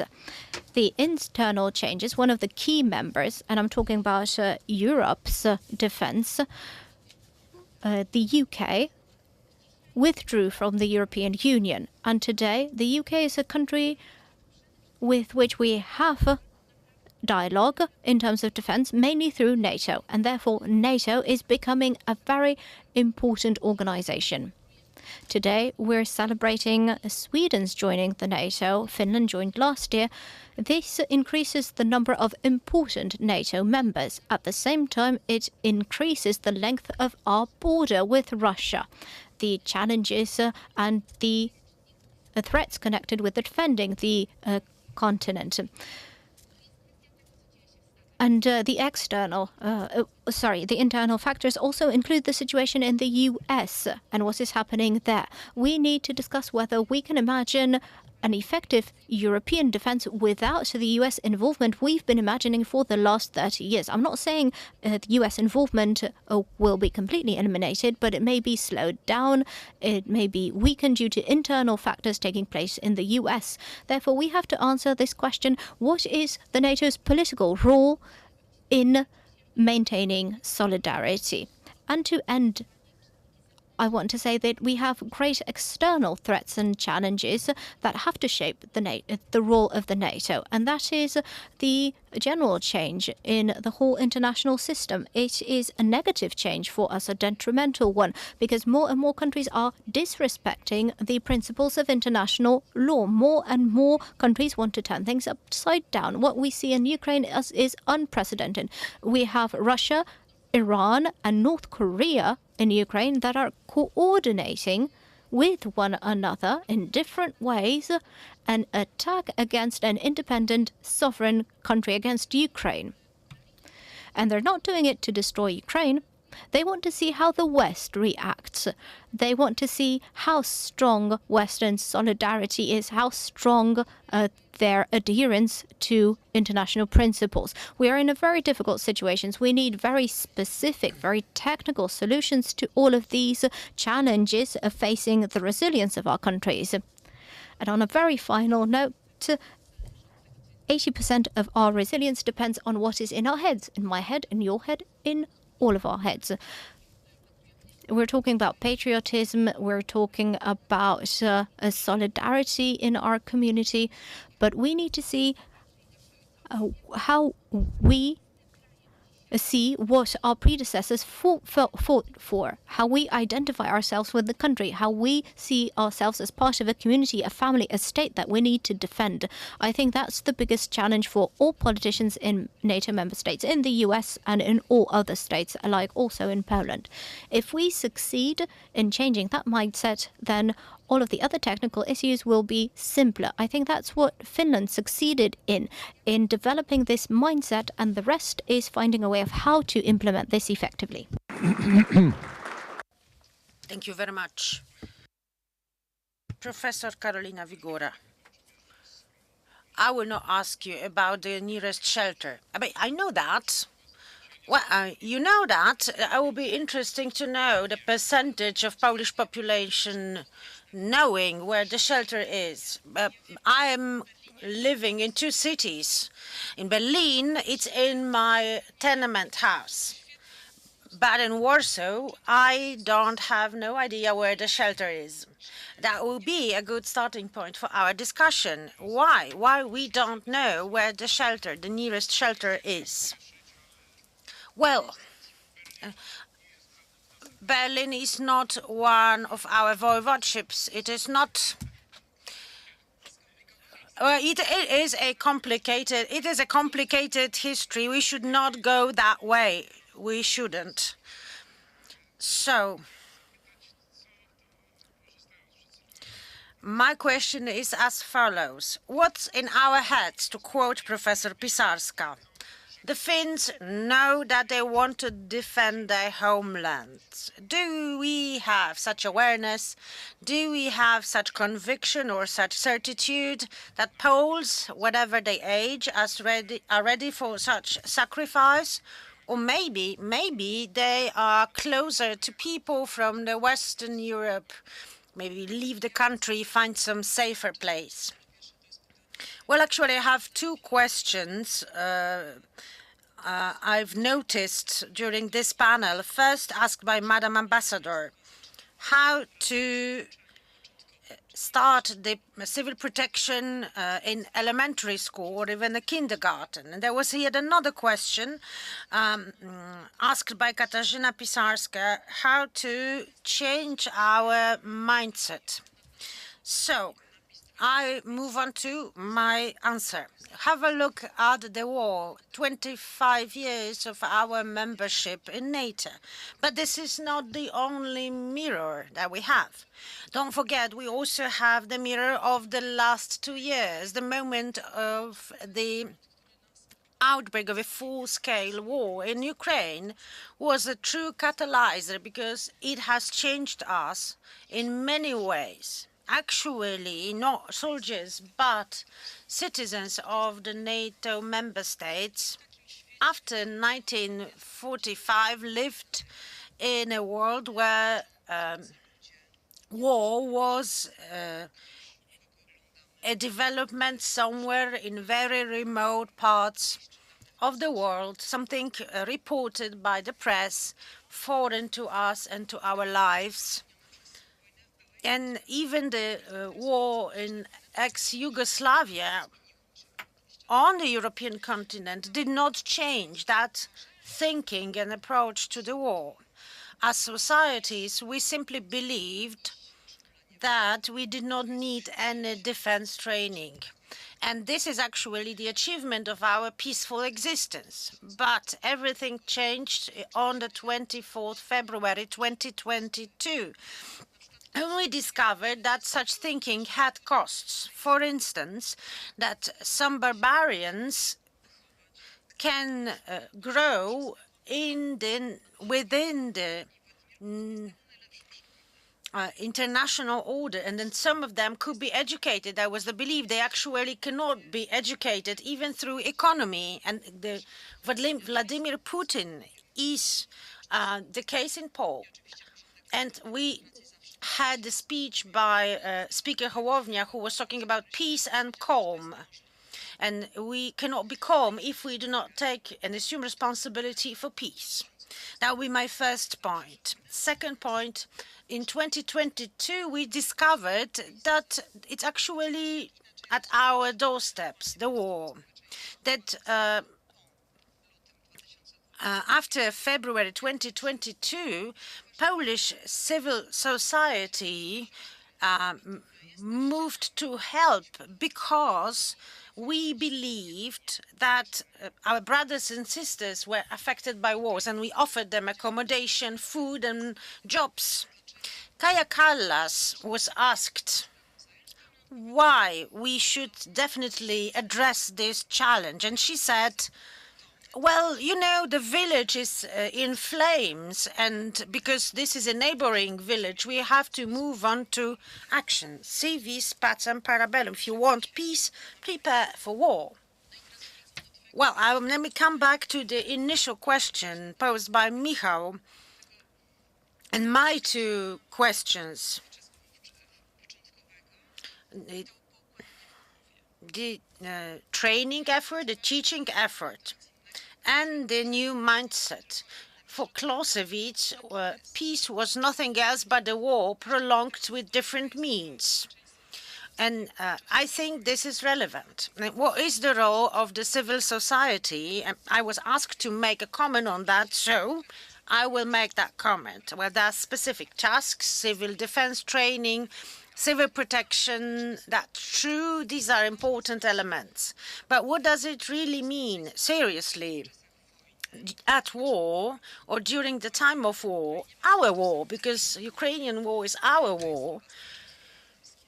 What should the civil society do? What is its role? Well, it is to strengthen what is defended by NATO, because NATO defends the system of values. It will not defend desert territories. No, it defends the dignity and freedom of the individual, rule of law, democracy, and the community, and other values that we have in our liberal democracies. Let's just compare two short videos available on internet. Both of them were made to present the Ukrainian army and on the one hand and the Russian army on the other hand. And the Russian army presents its wonderful equipment, aircraft, tanks, weapons, and nobody explains why and what this weaponry is used for. That is used for killing people. The Ukrainian video shows some people saying, I'm a teacher, I'm a Swiss maker, and the other one says, I'm an army general. And we all are defending our way of life. And this is what NATO is about. If you want to really defend freedom, dignity, and the democratic order, we need to support the civil society in terms of training, in terms of paramilitary training, in terms of civil protection. Moreover, we need to train them in protecting ideas, because the civil society creates ideas, and ideas have a power of changing the reality. And with that, we will be able to have teachers at the elementary school able to teach children how to respond in emergencies. But we always need to start with ideas. For years, we were taught and we learned that the state is a foreign body, that this is an occupier, that the government is always from Berlin or from Brussels or from Moscow, that this is not our government. That's what we're taught. And now we have to do this disenchantment, reverse this disenchantment. And all Polish insurrections were ended with defeat. And this really weighs on our approach. Now we have to learn that we may be successful provided that we do it together with our allies, provided that we do things together in a friendship and in a collaborative spirit. You said we are far behind. We are like deep in the woods, can be Finnish woods. And in order to catch up with what we are behind, we need to understand what ideas stand behind our civil society. Thank you. There's some very good remarks there. Mr. Director, I wanted to ask you a follow-up question. What should we do first? Of course, we cannot reach the level of Finland at once, but we need to do our homework about what has been happening in recent times. Today's conference is not criticizing what our predecessors did. This conference is not about that. We're talking about national security and defense. And we're doing that on purpose. But certain things have been marginalized or set aside. What should we take up now? Ladies and gentlemen, the Minister of Interior has taken the decision to launch works on preparing a bill on civil defense and population protection. This strategic aspect is also one of the elements of the government strategy.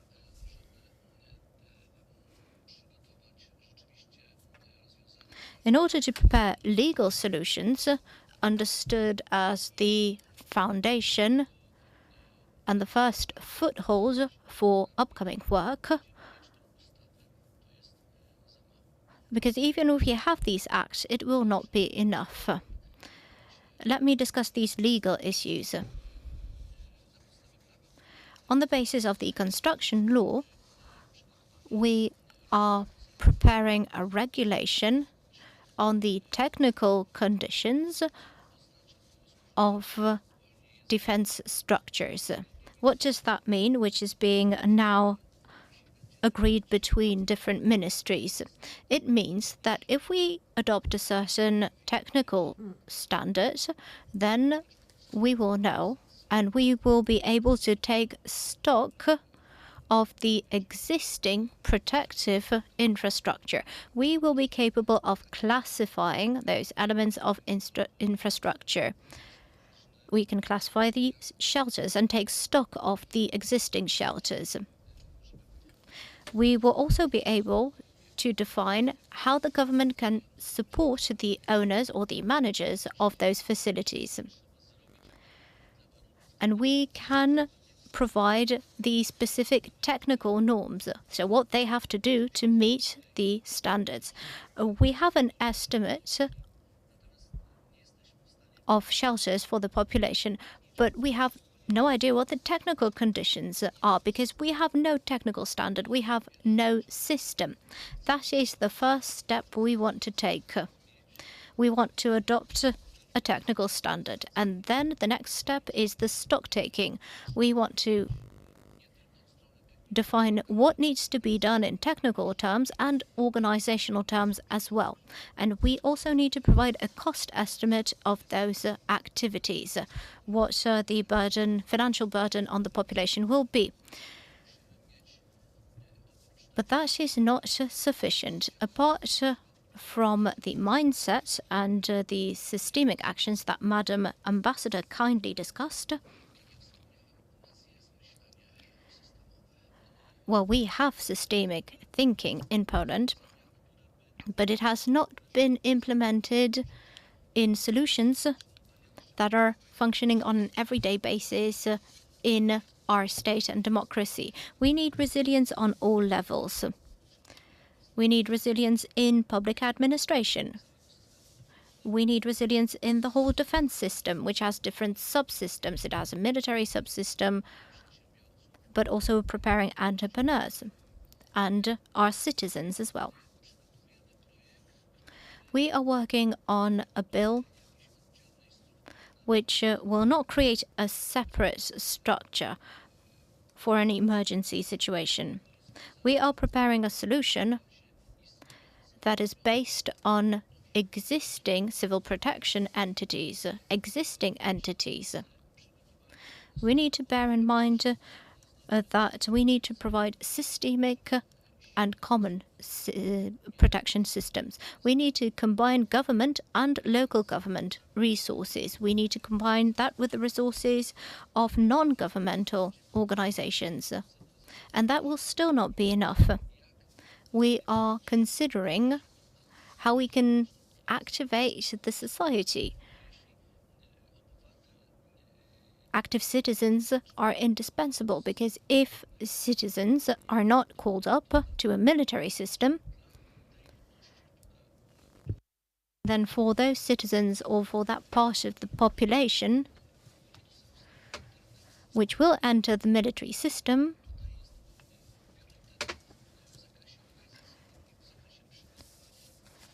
will fall within the organizational priority.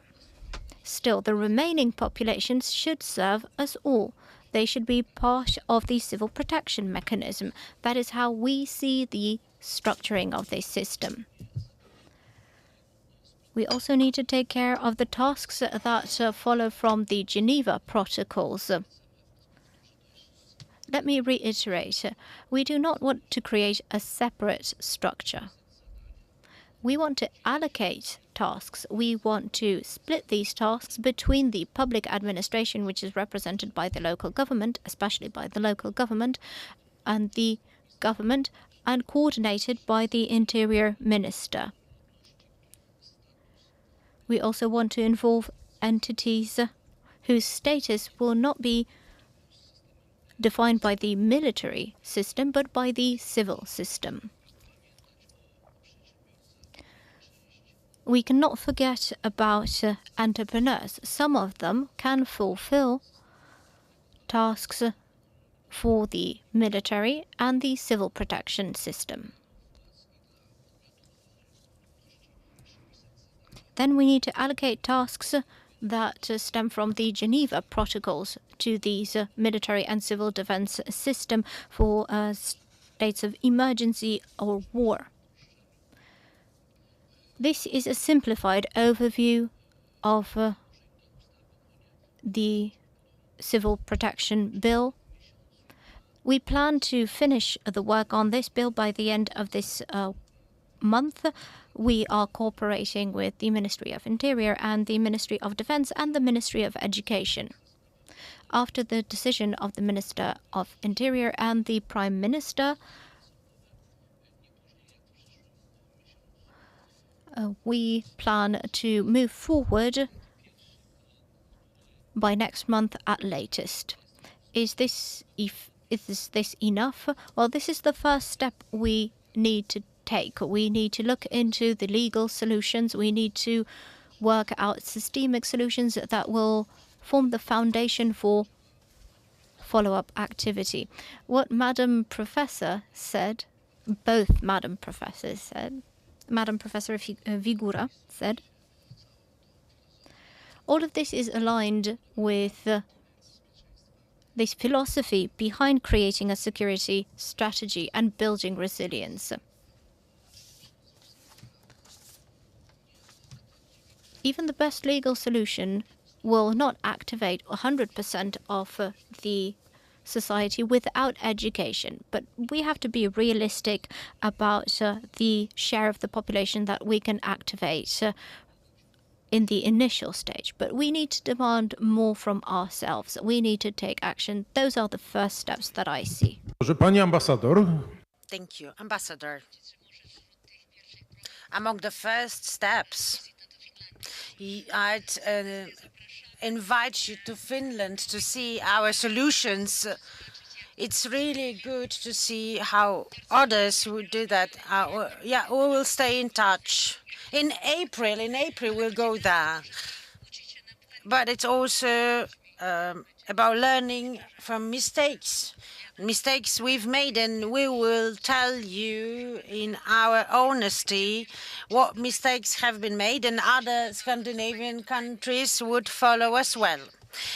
Let me just stress that I really liked what the other two panelists said about the ideas. I also prepared some materials at the request of the Ministry of Education. They wanted to know what are curriculum components offered to children. Is it about resilience, values, and so on and so forth? And they sent me my Ministry of Education sent me a lot of documents, but it all started with values. We start with the education about democratic values, human rights, basic elements, but vital elements. And in Finland, this type of education has always played an important role. We are not a populous country, and we were poor for quite a while, and we decided to focus on people. That is why education is so high on our agenda. And we are right in the discussion on how to strengthen the cooperation between the Polish and Finnish Ministry of Education. Thank you. Professor, what are we fighting for? When I was in Munich in February, I took part in a closed meeting with the representatives of German businesses. Well, people from different generations, and during that meeting, I asked, how many of you are ready to fight and die for Germany? And out of 200 people, only 3 raised their hands, and they were absolutely shocked. First, shocked by the question, because the question has never been asked. And we should not be surprised, considering what we lived through. We wanted the war to disappear. We believed that we will always live in a full prosperity in a European market, common market under the very tight NATO umbrella. But if you change the question and you ask the same group who would be ready to fight and die for your rights, for your freedom, for your prosperity, for your schooling, for your healthcare, the number would change. The number would change. It's not that nobody would fight for Europe. Maybe the question is not well phrased. Maybe it would be better to ask, are you ready to fight for freedom? And then the perception changes entirely. Let me add something about the failed uprisings and disenchanting and self-confidence. About the uprisings, it just crossed my mind when you referred to your question, who would be ready to die? My children every year on the 1st of August asked me, would you join the uprising? I remember being very irritated with that question, but I didn't understand why at that point. Later on, I did understand when Jarosław Kuisz published a book, The End of the Generation of Freedom. It was part of a program about educating about Poland that was fighting for its democracy. And in that book, he wrote that we should imagine a situation where we would have to take efforts to prevent the Warsaw Uprising. What alliances, what education do we have to provide so that we never have to answer the question, would we join the uprising? That's my first comment. And the second one, I said that Poles are very pessimistic about their states. This follows from our history, from the number of times we lost our countries. We suffer from a certain trauma. But this is also about knowledge. This knowledge is also a potential source of self-confidence. This knowledge is not limited to our country. Also, Finland shares this history, the Baltic states, Ukraine, Romania, and Moldova. All the countries which are located in Europe along the line of the Ribbentrop-Molotov Pact that runs from the north to the south. And that trauma of losing your state, of your state being split up, is also a source of knowledge. What kind of knowledge? The knowledge of how dangerous Russian imperialism is and what lessons we can learn from that. I think that this knowledge revealed itself in the international debate between Eastern and Western Europe, between Poland and Germany, between the countries placed along this axis and Western countries. This knowledge can be a source of self-confidence. It can also change our approach to our own country and to war in general and to caring for peace. Ladies and gentlemen, thank you. We still have a couple of minutes for questions and comments. Yes, I can see you, Mr. Minister, raising your hand. I would like to ask a question to Ambassador Fried. I would like to ask Ambassador Fried for an answer. We're talking about some very serious threats. A couple of years ago, Poland didn't see such discussions at all. So I wanted to ask His Excellency, Mr. Ambassador Fried, can we count on our American ally to reduce our sense of threat, irrespective of who wins the November elections in the US? I know this is a difficult question. It is a difficult question because it is a fully justified question. I am not very proud of what is happening in my country. I'm not proud about resuming the debate on US isolation on the right with the Reagan right. This stream had been defeated by Reagan 2 generations ago. And this debate, this school of thought of isolationism, has re-emerged in the Republican Party.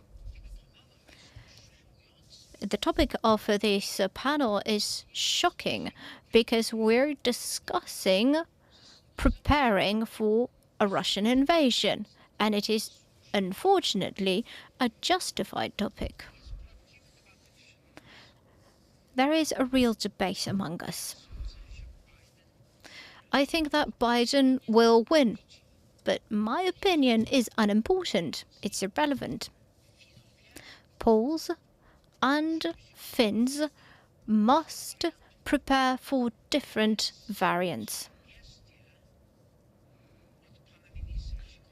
The suggestion of Minister Sikorski that the Poles who have good contacts with Republicans should activate those contacts is the right suggestion, and I'm happy that President Duda and Prime Minister will be present in Washington. I think that colleagues from the Polish right, from Law and Justice, must also be active. It would not be right that only those from Hungary, from Fidesz, have contacts with the Republicans, with Trumpists.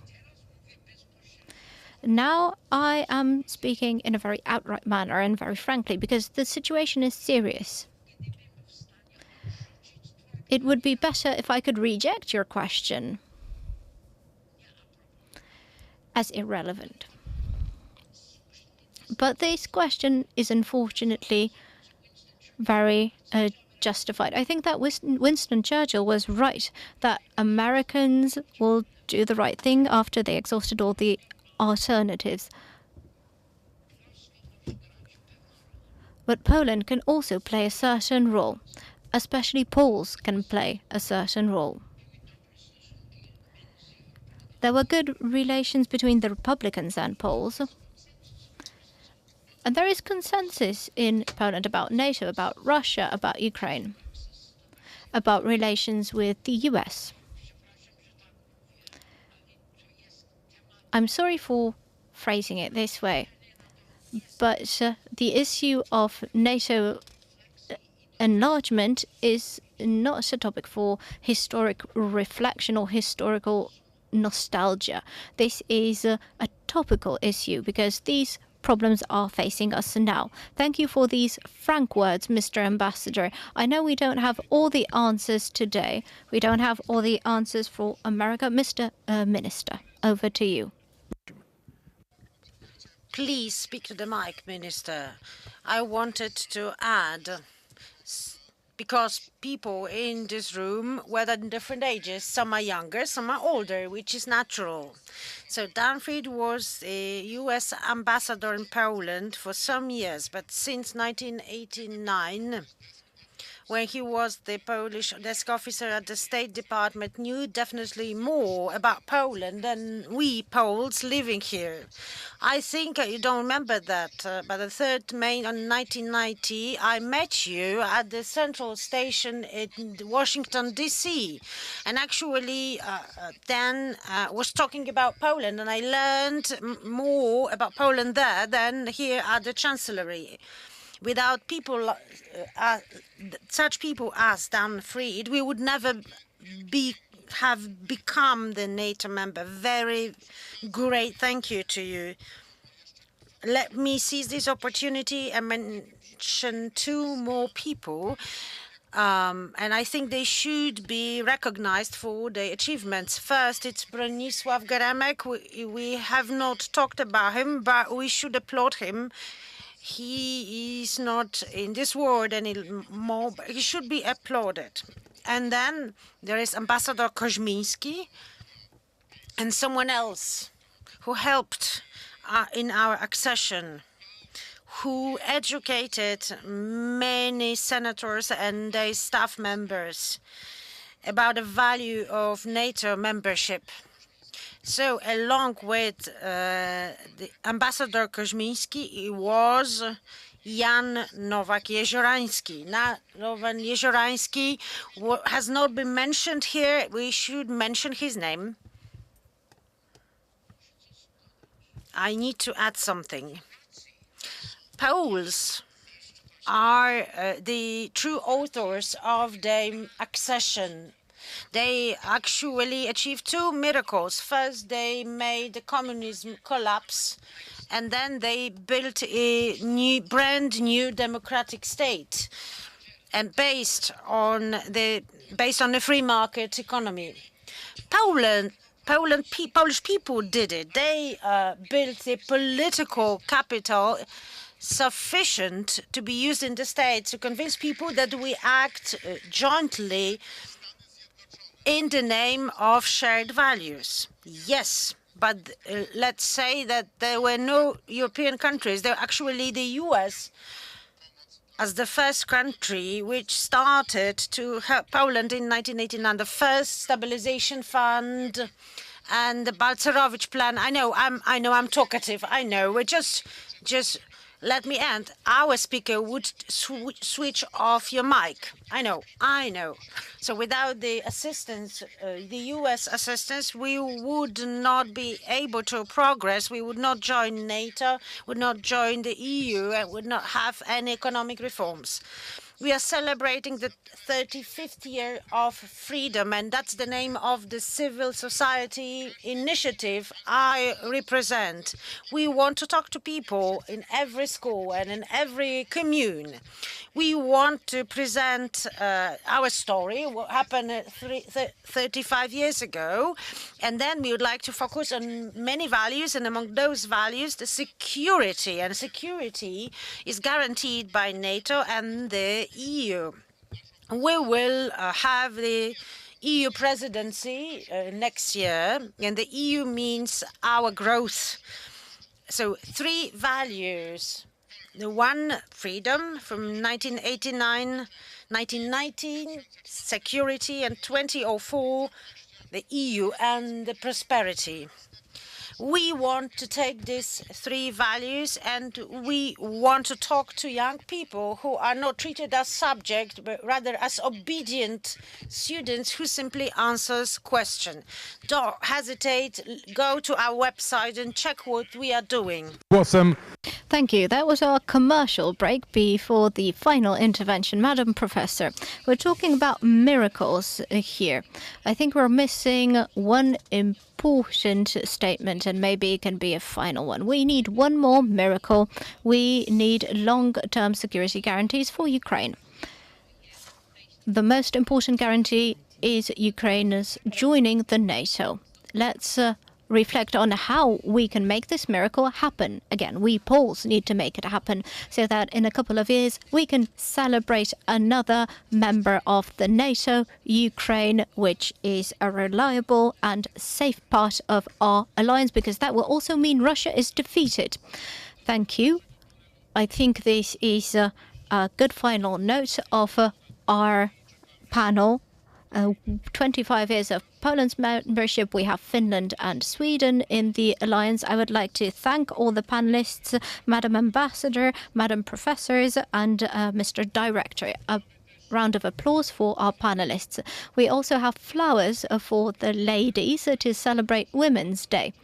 And I would like to ask President of the NATO PA, Michał Szczerba, to sum up today's conference. Drogi Michale. Dear Michał, ladies and gentlemen, first and foremost, let me attempt to sum up this conference. It's no easy task, especially the last panel showed us how many new items of information we have on social resilience, on civil defense, how many new postulates have emerged. But please let me embark on this attempt. It has been said during this conference that Poland for 25 years has been a loyal, tested and tried, and as we stated today, a member of the NATO, which is playing an increasingly important political and military role in the alliance. We have an exceptional opportunity to strengthen this position and to develop it. We cannot waste this opportunity. I think the Ukrainian issue is of pivotal importance. We heard that in all the interventions that the NATO should seek further enlargement. We need safety guarantees for Ukraine, and NATO membership could provide such safety guarantees. We are aware of the difficulties in the current situation, but we need to prepare. We need to help Ukraine prepare for membership. Another issue is that the situation in the east is showing that the security of NATO's eastern flank is also the security of all of Europe and the entire democratic world. Mr. Ambassador Fried touched upon the American issue. For 25 years we've been building good relations with our ally, and we need to continue that. The visit of the President and the Prime Minister in Washington is a good opportunity for that. And we need those relations to be bipartisan. We need to have relations with Democrats and Republicans alike, because democracy is unpredictable. We need to have friends on both sides of the fence, on both sides of the American political arena.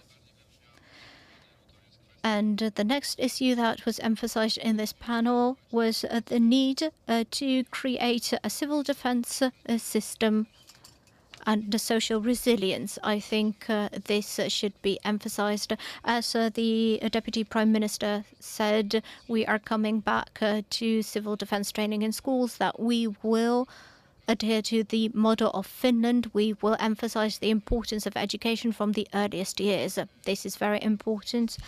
Madam Maja Mazurkiewicz also asked a question about this in the first part of our conference. She asked about disinformation. We need an effective tool to counter disinformation. This is of paramount importance for our democratic processes and our electoral processes.